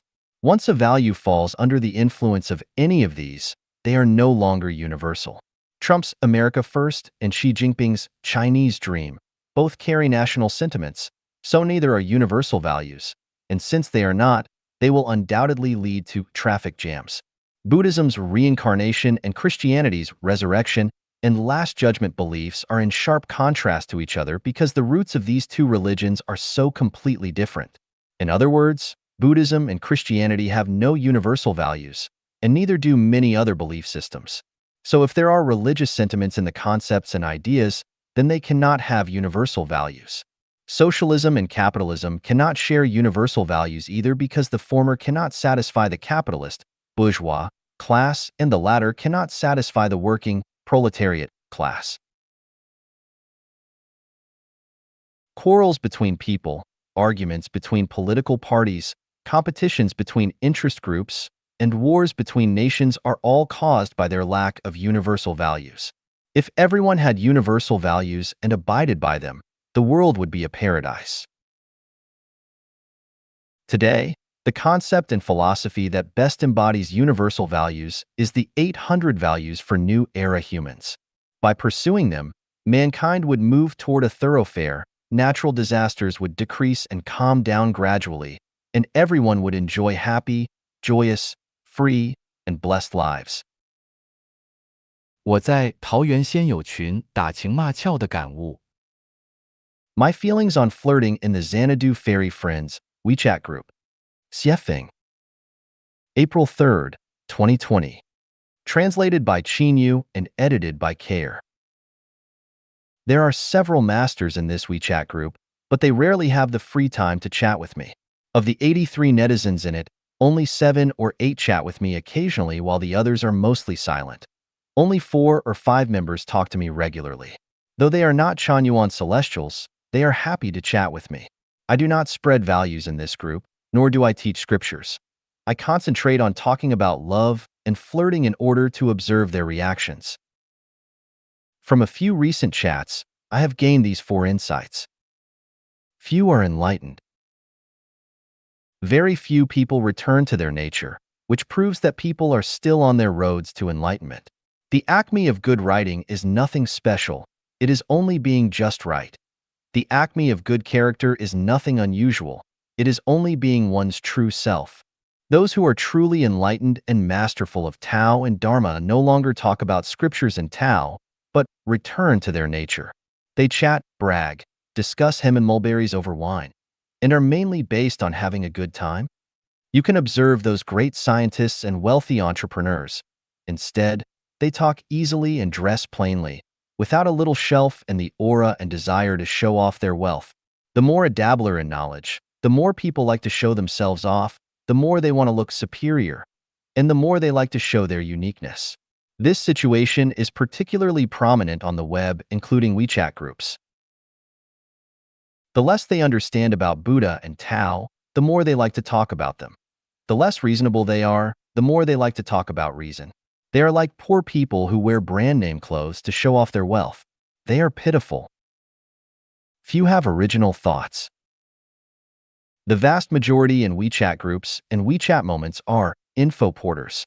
They have no original thoughts or opinions but keep busy all day exploring treasures across the vast network and on WeChat, and then move their treasures intact from one place to another in order to brush their senses of existence and let people know how smart they are. In fact, the more that they copy and paste, the more that their ignorance and folly are shown. Without their own thoughts and opinions, they carry so many things every day only to tell others that they are microphones. They are ridiculous. Many pretend to be gods. It is good for ordinary people to be ordinary, but I do not know where these people find their courage to pretend to be gods, to summon wind and rain, to ride whirlwinds, or to be blockbusters and masters. I found that within China there are many wannabe gods, and an endless stream of these masters are emerging constantly. They talk about terms and principles that they do not understand, each sitting in a serious manner, looking both ridiculous and pitiful, just like funny performers in circuses, which are very much worth seeing. If they should ever happen to stumble across a real master someday, I do not know if they will try to hide their shame. Speaking of this, I also have a cold sweat on my body. When I am talking about others, am I also a pretend master in the eyes of higher experts? Therefore, I still need to behave myself by tucking my tail between my legs and being an honest man so as not to make a fool of myself and seem absurd to others. Few understand the truth of life. What on earth do people live for? Few people think about this, and still fewer understand that finding happiness is an original, key purpose of life, but they just do not know where to find it.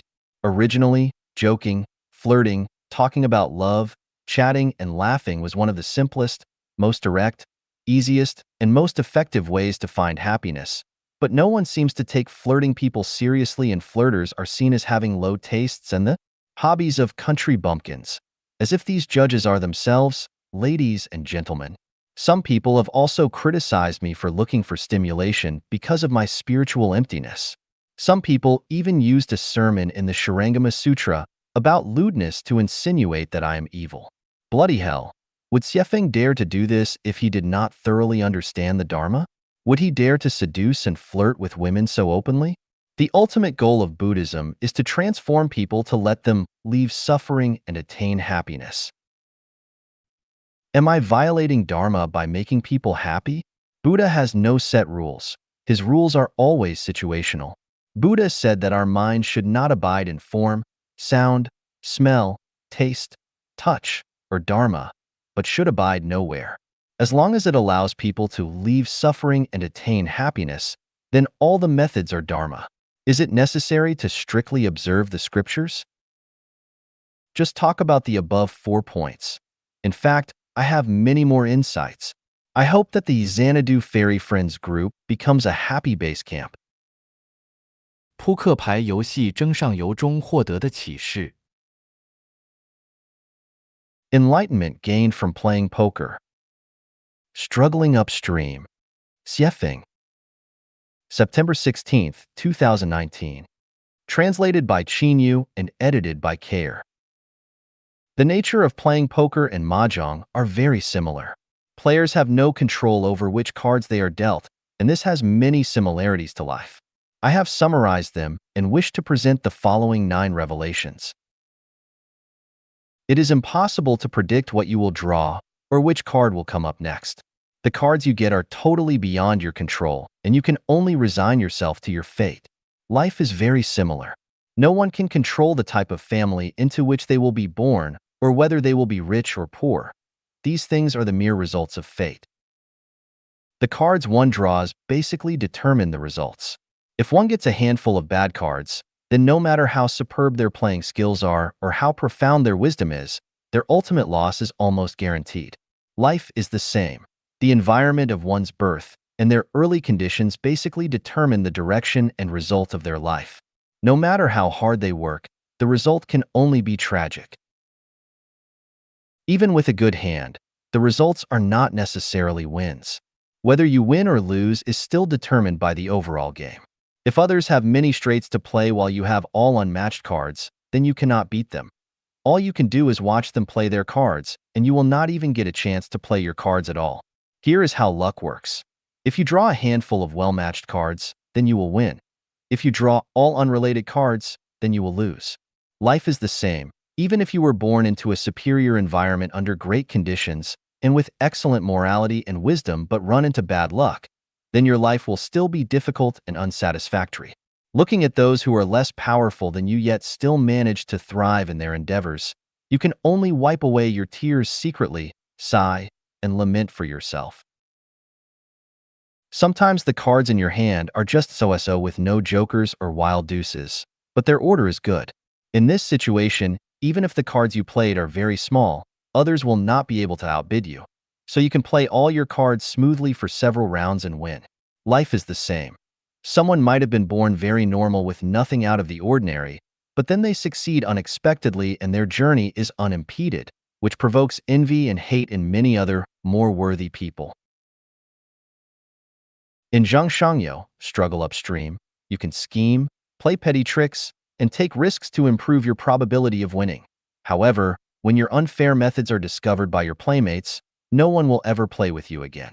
People will look down on you from the bottom of their hearts, and you will be regarded as a card hooligan. So the price of cheating becomes very high. Such is also the case with life, where many people get what they want through unfair means. But once they become exposed, their lives become stained and it becomes very difficult for them to ever restore their reputations.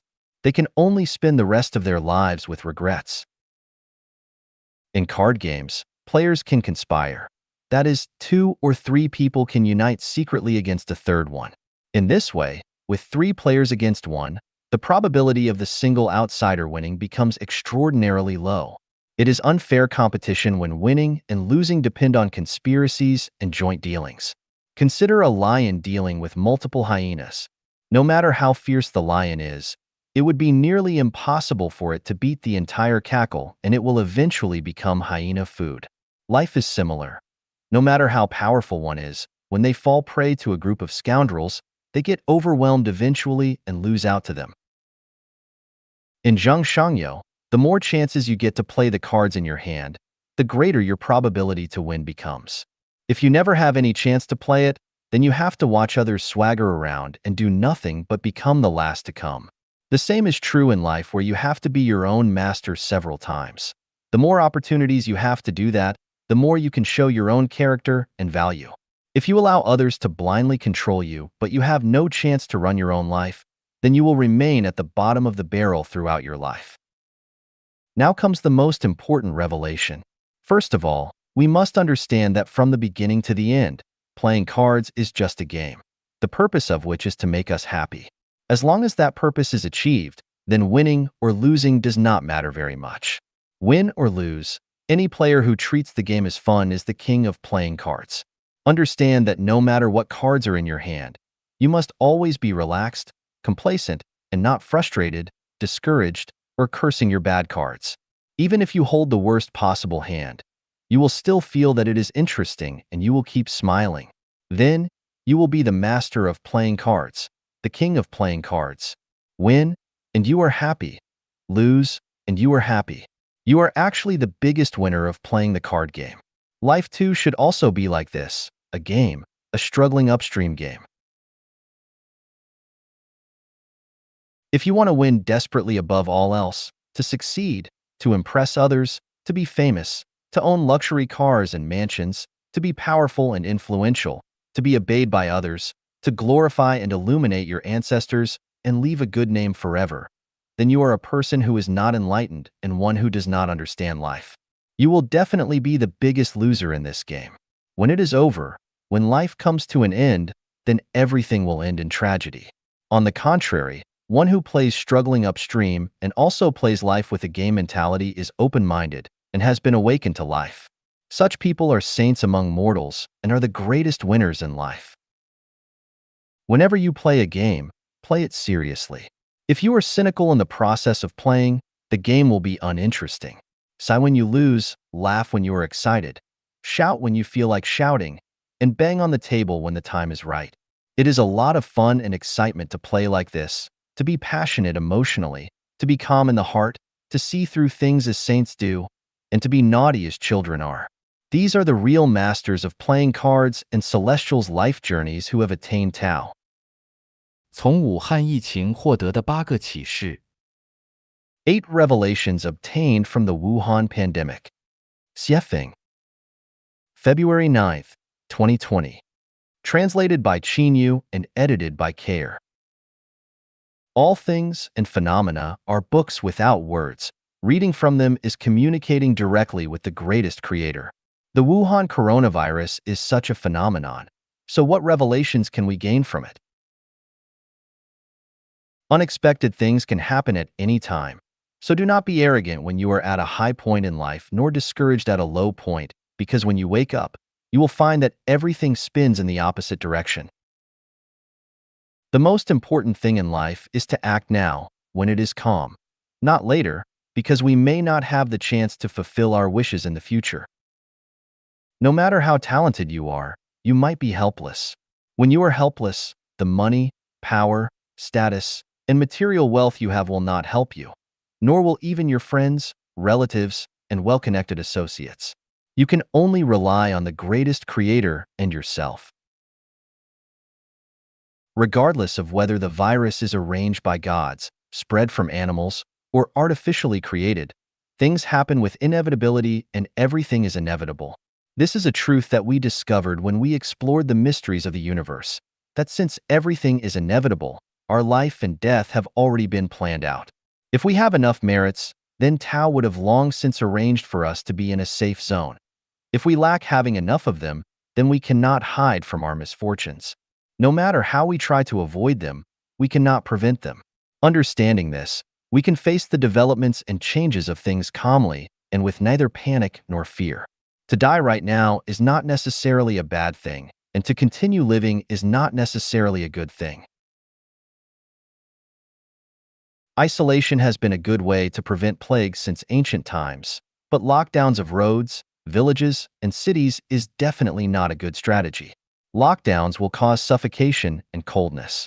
We should let love go to every corner and spread warmth everywhere. When we shut people out from affected areas, despair will not only envelope others, but it will also make the world colder. The world is still cold, and people are still very selfish. This can be seen from the evacuation of Chinese people from overseas countries, disallowing people from entering countries, and closures of roads, villages, communities, and cities where people have become so cold and selfish that they cannot feel even a trace of warmth. Therefore, each of us should think about how to let the light of love shine everywhere and let love warm everyone's hearts. Otherwise, people will never reach the pinnacle of civilization. At critical moments, people will find that it is not those who we want and expect to help us who will, but those who are strangers. We therefore realize that within our lifetime, we should not spend our time and energy on establishing relationships with a small group of people. Rather, we should treat everyone we meet equally and respect everyone who we have the fortune to meet because we do not know who can and will really help us when we need them to. Good fortune lies within bad. Bad fortune lurks within good. The darker the hour, the nearer the dawn. So everyone should hold to their beliefs, faiths, and consciences. I have asked more than 100 Chanyuan celestials what they would do if one of them was infected with the virus. Fortunately, 70% of the young ones answered without hesitation that they would neither betray nor shun them, but that they would take care of the infected member and give the hope of life to their brother or sister even at the risk of death to themselves. What do you think of our Chanyuan spirit? 从习性判断未来趋势。 Judging future trends from habits. Xiefeng.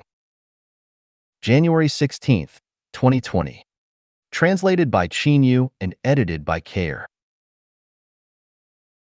One who was injured at a specific spot on their body is more likely to be injured on that same spot in the future.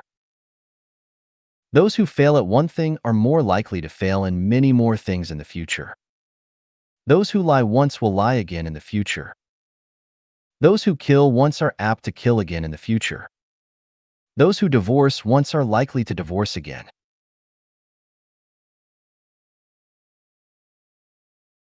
Miscarrying increases the chances of it happening a second and third time in the future. Those who steal successfully once will do it again in the future. Those who have an affair will take advantage of opportunities to repeat them with others in the future. Those who accept a bribe once will continue to accept more bribes. Those who have given up on an opportunity once are apt to give up future opportunities that present themselves.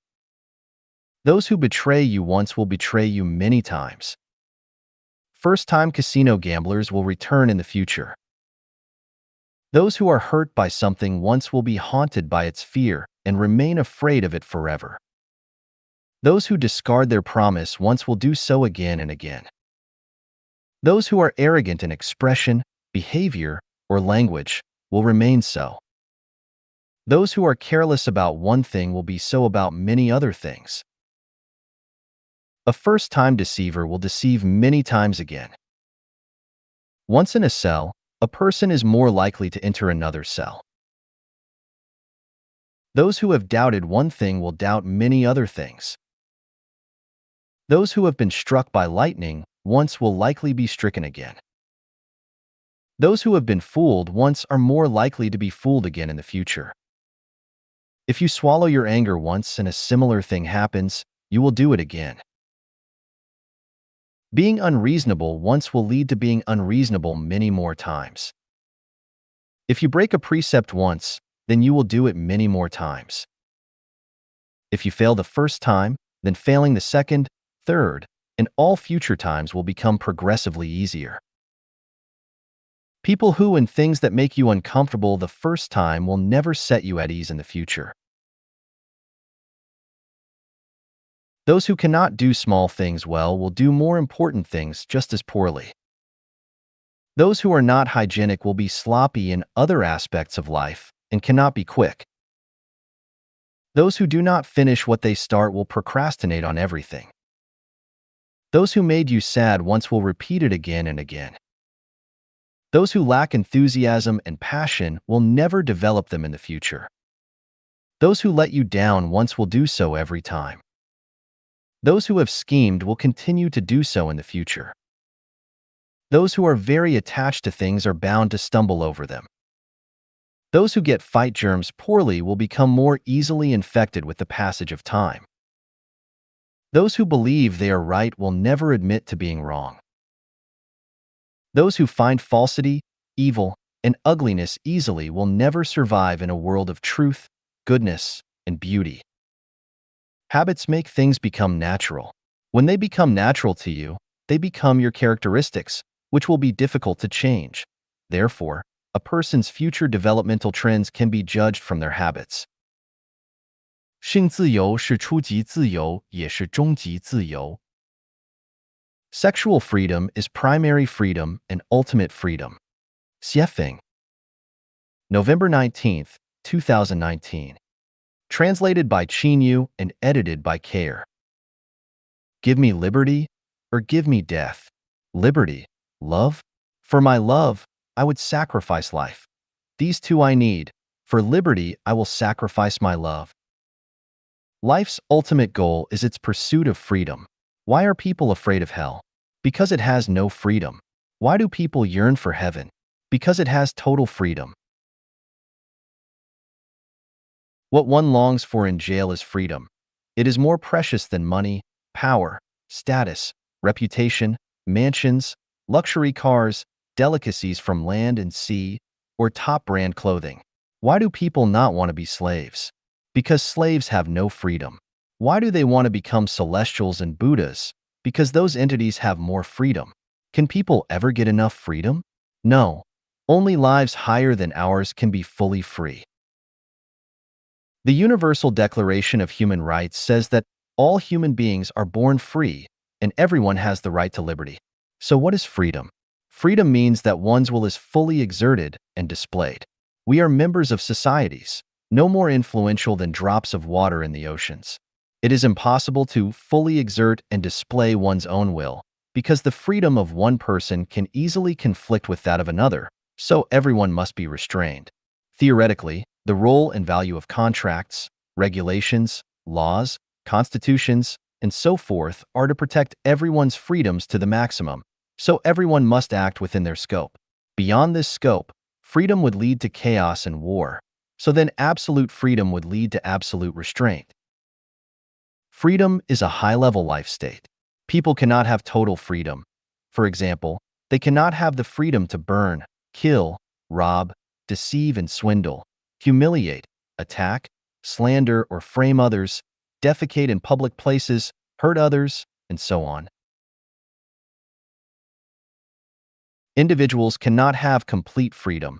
They can only pursue freedoms that have little potential for conflict with others, society, and nature, such as those of migration, imagination, thought, their pursuit of life in heaven, freedom from death, of labor and creation, and sexual freedom. Among all the freedoms, the first freedom that people should pursue is sexual freedom because without it, all the other freedoms are illusory and unreal, not ultimate, short-lived, and ineffective solutions. Sexual freedom is both primal and ultimate. In other words, sexual freedom is the core of all freedoms and the others are marginal. To pursue freedom, the first one to pursue is always sexual. What is sexual freedom? When it comes to sex, we should not narrowly restrict it to male and female sexual intercourse. Master Bodhidharma clearly pointed out in his Bloodstream sermon that nature, same word as sex in Chinese, is Buddha. When someone has sexual freedom, they are Buddha. Therefore, the meaning of sexual freedom is to be able to exist and live fully according to the Creator's intention. According to Chanyuan values, it means having the ability to exist and live according to the way of nature. For example, to see with one's eyes is a freedom of human nature. Eyes are for seeing, so if their function to do that were forbidden, that would be restricting and depriving one's freedom of nature. If one is prohibited from singing when they want to, they would lose some of their freedom of nature. Another example is that everyone has reproductive organs with purposes. They are not only used for excretion and procreation, but also for enjoying sexual pleasure. Restricting one's enjoyment of sexual pleasure is restricting their nature. If one fully enjoys sexual pleasure, it can be said that they have gained sexual freedom. There will always be those who, whenever sexual freedom is mentioned, will immediately think of sexual openness, carnalism, debauchery, lewdness, promiscuity, pimps, sluts, adulterers, fornication, and the like. These are purely assumptions and imaginings of the savage and foolish, or the expected understandings of men with brutish natures. Sexual freedom is the artistic blooming and enjoyment of the nature of the civilized, not the delicacy of scrambling barbarians. Some people attribute AIDS and other STDs, family breakdowns, and similar consequences to sexual freedom, but this is the same as attributing diseases to food, which makes no sense. If you compare sexual freedom to flying, you cannot deny or travel because planes have crashed. It can be said that other freedoms can only exist after sexual freedom has been obtained. Without sexual freedom, those others are empty talk. One's degree of life quality is closely related to their level of freedom. The higher their quality of life, the greater their freedom. When we look at nature, we find that animals are freer than plants. We are freer than animals. Celestials and Buddha are freer than us, and gods are freer than celestials and Buddha. To pursue freedom, we must first pursue sexual freedom. However, if one does not perfect their soul garden and does not possess the qualities of sincerity, kindness, beauty, love, faith, and honesty, then they absolutely cannot enjoy sexual freedom. In short, people cannot enjoy sexual freedom fully. This is determined by the quality of our species. If anyone can truly enjoy sexual freedom, congratulations, you are no longer a human being. You have elevated yourself to the status of a celestial or beyond. 知音哪里找? Where to find a bosom friend? Xiefeng. March 2nd, 2020. Translated by Qinyu and edited by Bandy. Where can one find a bosom friend? It's so hard to find a bosom friend in life. One true bosom friend is enough for a lifetime. It is easier to make a lot of money and be rich, but very difficult to find a bosom friend. One may have many friends but has no bosom friend. A bosom friend is very rare, like a gem. You cannot ask nor work to get it. There was no traveler on the ancient road till I met you in the cold mountains. The smile for seeing you is still on my face. We are saying farewell and weeping in a twinkle. Late at night in the candle light with your company is like dreaming. A bosom friend far away brings a distant land near. Without any word, my heart is drunk. No need for wine. Feel my heart. You will know how deep my memories are. In a watery region, I have nothing to give you as a memorial, so I will give. You a plum blossom. In memory of Zhong Ziki, Boya won't play any music again. These are visions of a bosom friend. Where can we find a bosom friend? We cannot find a bosom friend in the official, business place, casino, or battlefields. No bosom friend can be found among family, friendship, friends, classmates, or colleagues. No bosom friend can be found in political parties, religious organizations, family, relatives, various groups. We cannot find a bosom friend in contracts, agreements, courts, markets, or bars. In a word, wherever interests are entangled, no bosom friend can be found. Where is my bosom friend? Bosom friend is in your life channel, in your soul, in your spirit, and in your happily playing with your friends. Bosom friend is like a flower. You can only appreciate it, you never pluck it. Bosom friend is like water. You follow its flow and should not set standards for it. A bosom friend is elegant, free, and unrestrained. We should never have the desire to possess them. Bosom friend is like honey, sweet and mellow. It can only be sweet in the soul, in the spirit, and shouldn't be contaminated with a trace of dust. Absolutely beautiful things can only be enjoyed by absolutely beautiful lives. If we do not reach an absolutely beautiful state, it will never be possible for us to enjoy the nourishment of a bosom friend. We cannot beg for a bosom friend. We cannot buy a bosom friend. We cannot keep them by relationship, and we cannot kidnap them in the name of love. A bosom friend features an abundance of affection, but we should not attach to affection. Since times immemorial, affectionate people always suffer the most emotionally. Once you don't see each other for many days, you start to realize the place where you have spared from or maybe drunken stupor. The riverside is strewn with willow trees. The morning breeze wafts in with a waning moon. All day long, I expect you, but somehow, you are not back. Flower petals drifting, water flowing. I haven't seen you for so long. The Xiang River looks boundless, cut, severed and sorted. Messier still, this is the parting woe. Bosom friends are rare in the world. Only abound in Chanyuan. Clambered up the snowy peak and looked over the rivers. The mountain flowers are blooming. 连点赞都不给你，好吝啬。You are stingy without giving likes. Xiefeng. February 19th, 2020. Translated by Qinyu and edited by Bandy. There are more than 200 contacts on my WeChat. Every time when I forward or post an article, very few people like the article. People who always like the articles are only 30. The other 170 people never likes. The Bible says in the Gospel of Matthew 11:16 and 17, "But what comparison may I make of this generation? It is like children seated in the marketplaces, crying out to one another and saying, 'We made music for you, and you did not take part in the dance. We gave cries of sorrow, and you made no signs of grief.' I am the incarnation of Jesus, and I will describe this passage of Jesus in a plain and simple way again. How should I describe you? I sang for you, you didn't clap your hands. I offered you a spiritual feast, and you didn't make any response. Is it so difficult to give a like? Giving a like won't make you pregnant or turn you into a pig. Since you are in contact with me, it proves that it is predestined, there is friendship between us.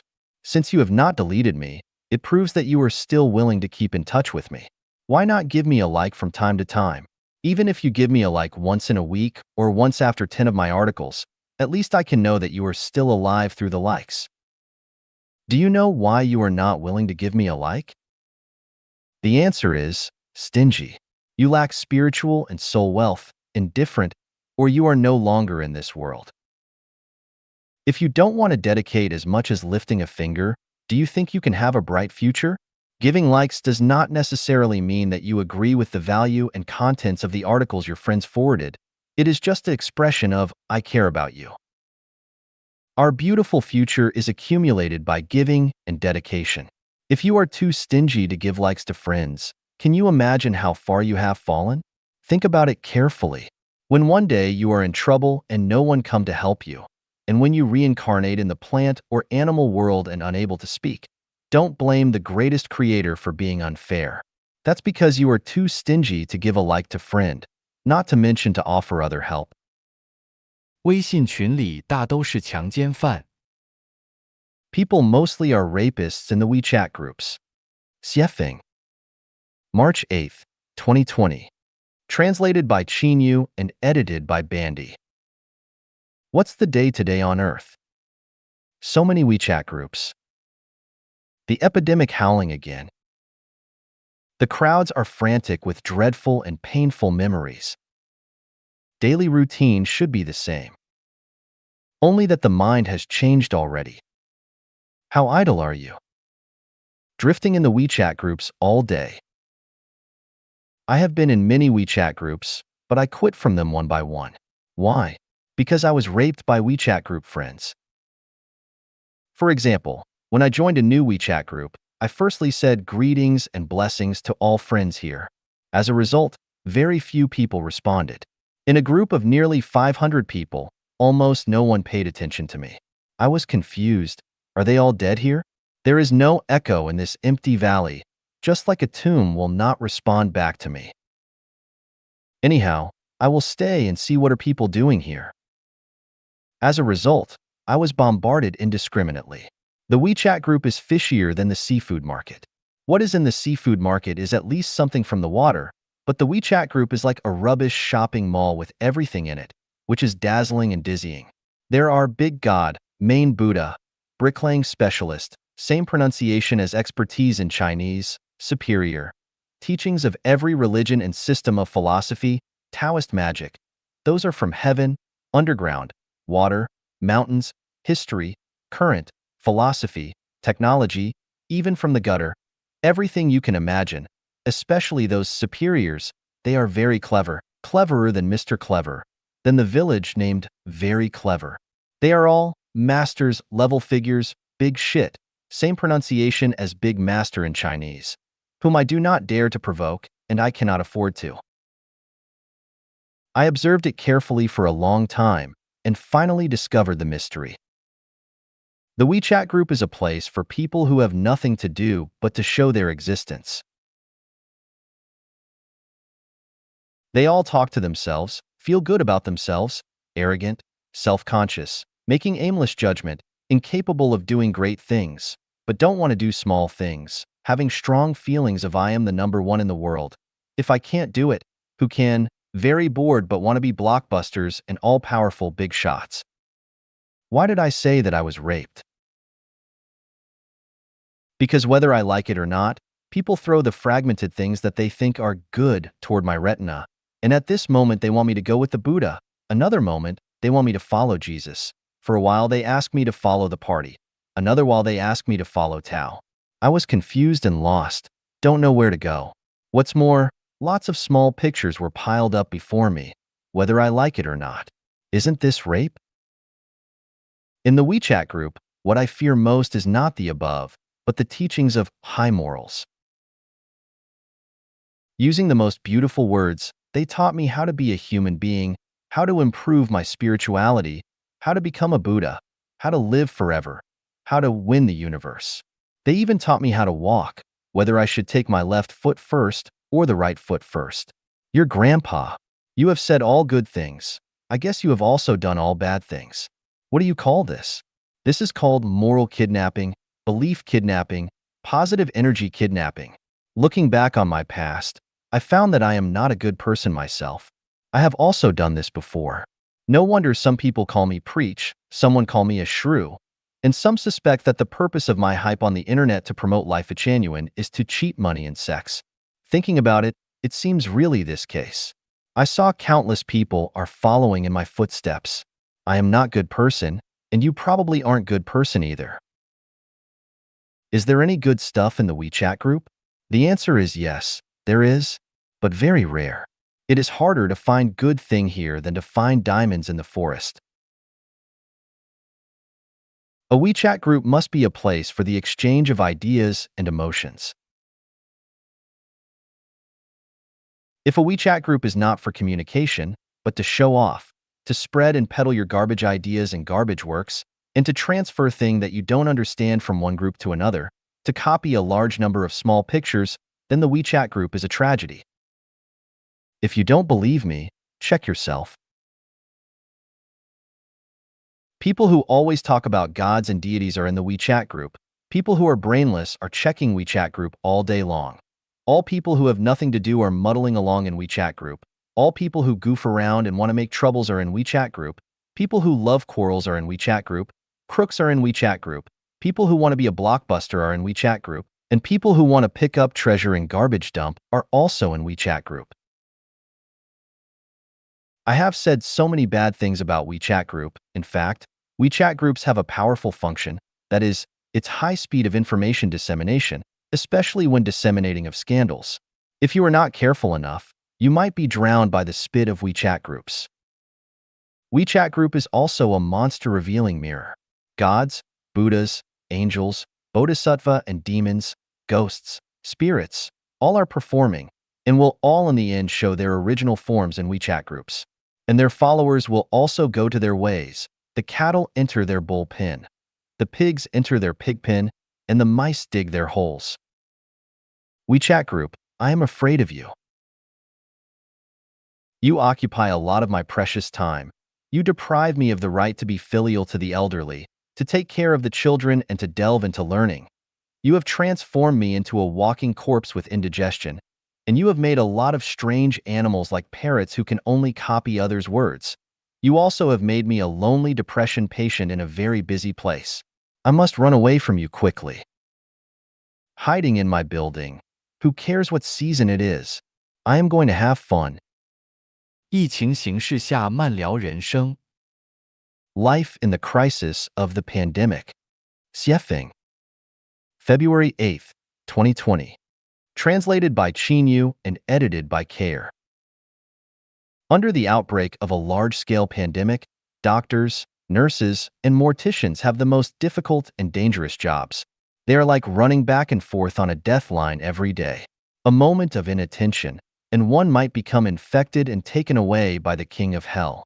It has been found that the 3 occupations listed above are high-risk ones. From now on, we will have deep respect for workers in these 3 fields. We find that in extreme situations, freelancers who can change their living situations at any time according to their needs are the safest, while civil servants, soldiers, police, employees of state-owned enterprises, medical workers, and the like, who are the nuts and bolts of the state machine, do not enjoy the right to choose freely where they will work. They can only bite the bullet, whether they like it or not. It turns out that freelancing is often the best way to live our lives. The virus broke out and many people fell. Yesterday, they might have been planning for their futures with ambition. Today, everything suddenly collapsed. They themselves even disappeared. No one knows what will happen tomorrow. In this case, we should live every day well. Any behavior or motivation that deliberately weighs the pros and cons are worthless in the face of future changes. What do people rely on for a lifetime? Their state? Their political party? Their religion? Their family? Their friends and relatives? No, none are reliable. The only things that one can trust in are the greatest creator and themselves. Where is the safest place? A city? A rural area? At home? Abroad? Nowhere is safe. The safest place is in the quality, merits, and blessings of your own life. Mankind's fate is destined, but the fates of those who revere the greatest creator and walk the way of the greatest creator can be changed. The fate of human society is also doomed. Read Lou Bowen's inscription of Rescue of Catastrophe, then relate it to the status quo of today's pandemic. We know that everything is predestined. However, if one walks along the roadmap of life genuine, today's catastrophes can be avoided, even reversed. 10 years ago, I warned repeatedly of the crises that mankind will face and created the modern Noah's Ark for mankind, the new oasis for life, formerly the second home. But not many people listened to me, let alone followed me. Not only did the government not listen to me, but they even attempted to destroy my Noah's Ark. Not only did people not support it, but they ridiculed, satired, mocked, attacked, and verbally abused it. Now, as people face various crises helplessly and are worrying with fear on the verge of death, I want to ask them, why do you not act according to the will of the greatest creator? Why do you not listen to the teachings of gods, Buddhas, and celestials? Do you think that you can escape punishment and death by power, money, or academic status? Laugh not so early and be not complacent about your relative safety today. More violent events will strike you later. Heaven exists, so why not go there? You seem to prefer your fast track to hell? If you do not believe in heaven's existence, the new oasis for life production and life mode created by Life Genuine is right under your noses. It is alive, so why not believe in it? Even if you do not believe the facts in front of you, what else do you believe? Everyone ages, so what is the best way to do it healthily? When a husband and wife are aging together, no one can take care of them. Is this not sad? Even if you can go to a quality nursing home, even if you have children to take care of you, and even if you enjoy elderly benefits like the ones that are offered in Canada, even the world's best old age care methods cannot be compared to those of the new Oasis for Life. They are substantially different. Their benefits cannot be described in tens of thousand words. Why do you not praise them and yearn for them? Today is the Lantern Festival, where the flower market is as bright as daytime. Where is the scene of thousands of doors opened, lanterns lit, the capital boiling in the Lantern Festival of January, countless palace ladies dancing sleeve dances, and the music of singing and dancing straight to the sky? Is it now the whole people? It is the Lantern Festival in my hometown now. I am sitting in a remote, lonely village. Can you still hear firecrackers exploding? Can you still see children laughing and playing games? Can you still smile and laugh for the joyful scenes of girls searching for their favorite people under the lanterns and of, when the moon hung behind the willows, the young people went on dates under it? But in the crowd once and again, I look for her in vain, when all at once I turn my head and find her where lantern light is dimly shed? Where are the good old days? Who ruined our good times? Will next year's Lantern Festival reappear with its past grandeur? Even if it does, can you guarantee that you will be there? People think that the most visionary people are in the United Nations and in the courts, but reality tells us that behind the red lacquered gates, wine is left to sour and meat to rot, and those who really care about the suffering of the people might be civil workers doing their jobs in society. 不要把自己看成一碟菜。Do not regard yourself as a dish. Xiefeng. April 5th, 2020. Translated by Qin Yu and edited by Care. Gaze up at the starry sky. The universe would still be brilliant with one star missing. Look at the river flowing. It would still surge forward with one stream missing.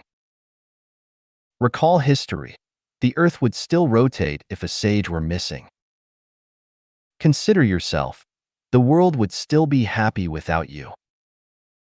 Be humble, low-key, ordinary, common, and do not regard yourself as a dish. Looking back at every landscape that I experienced on my journey through life, I found that many people descended sadly because they took themselves as a dish. Zhang Guitao, one of the founders of the Communist Party of China, was once the vice chairman of the central government of the Chinese Soviet Republic. He was the leader of the Red Fourth Army and commanded 100,000 soldiers. What a powerful pillar of talent and command. He finally froze to death in a shabby nursing home in a suburb of Toronto, Canada. Why? Because he took himself as a dish. When the Central Red Army led by Mao Zedong and the Fourth Red Army under his leadership joined forces, Mao had only slightly more than 10,000 soldiers left while Zhang had more than 100,000 elite soldiers. Zhang felt that he should be the boss and he began looking down upon Mao. So their strife, both covert and overt, began. Zhang finally left the party's central committee, left the collective, and his ending was very sad. Genius is born and Mao was placed here by the greatest creator. Though Mao was sometimes impoverished, his courage, bearing, and foresight could not be compared to the elites of his age. When Mao's comrades took themselves as dishes, their tragedies became inevitable. Life Achanuan has been through 17 springs and autumns, and many members who regarded themselves as dishes have left it along the way. Originally more than 2,000 Chanyuan Celestials, now less than 200 or 300 remain. The remainder are all honest people who feel that they are not dishes, but it is precisely these remaining 200 or 300 Chanyuan Celestials who have witnessed the history of the development of Life Achanuan, and they have enjoyed the stunning scenery of their journeys through life and life.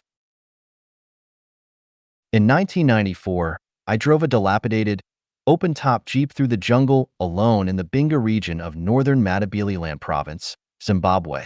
As I entered a small town, a large group of people gathered around a drunken native and yelled at him. As I arrived, he rushed over to me and shouted, "This is my boss! This is my boss!" As he pointed his index finger toward me, I felt that my dignity had been violated, so I replied loudly and sternly, "I am not your boss. I am not your boss, stop." The drunken guy meant to flatter me, but he was criticized by me, so he walked away a little grimacingly. The booing people laughed at him, but on the other hand, they seemed to be calling me an unworthy creature. I later became annoyed and regretted it. My attitude had been so ugly. I could have befriended the guy, danced with him, and made everyone happy, but at that time, I thought that I was awesome and I felt like I was a dish and became humiliated later as a result. This incident left me with an indelible memory, still vivid after a quarter century. I became wiser after that incident and learned much from it. My biggest lessons were to never regard myself as a dish and to never look down on a seemingly ordinary person. Even if you encounter a beggar, treat them with courtesy and definitely never consider yourself superior. I had not yet learned Laozi's Tao Te Ching at that time. Had I learned it, it would have been all glare tempered, all dust smoothed, and I would never have made such a low-level mistake. Never look down on an ordinary person. Never leave the collective, the masses, or the main group, and never regard yourself as a dish. When you think that you are superior and are not willing to associate with honest, simple, and ordinary people, no matter how freaking awesome you are actually nothing more than flatulence in the breeze. 你被相所迷了. Are you puzzled by form? Xiefeng. August 6th, 2020. Translated by Qin Yu and edited by Care. Buddha said that everything with form is unreal. All that is void of form is Buddha. Buddha also said not to abide our minds in form, sound, smell, taste, touch, or dharma, but to actually abide nowhere. The article, "The Xiefeng Pirate Ship Has Set Sail," frightened a Buddhist student. Reading the expressions beauty kidnappers and love affair makers seemed as a change of color. Reading seducing and flirting scared the wits out of the student. Who is the one professed love of what one actually fears? Puzzled by names and forms without seeing their essence, puzzled by dharma without seeing the law. A bowl of bird's nest porridge, whether it is called horse urine or dog shit soup, is still nutritious bird's nest porridge. Whether you call celestials vulgar or elegant, they are still celestials. Tao that can be described is not absolute Tao. Names that can be given are not absolute names. Buddha has no absolute dharma, but Buddha's dharma always varies according to the situation. When the highest type of followers hears Tao, the truth, they try hard to live in accordance with it. When mediocre types hear Tao, they seem to be aware and yet unaware of it. When the lowest types hear Tao, they break into loud laughter. If it is not laughed at, it is not Tao. When they do not command faith, some will lose faith in them. Those who lack faith in Xiefeng will find many other things with which to lack faith. Mere humans are always obstructed by their own ideas. Sophisticates are always fascinated by names and forms, alas. The vulgar are knowing and luminous. I alone am confused and dull. The vulgar are clever and self-assured.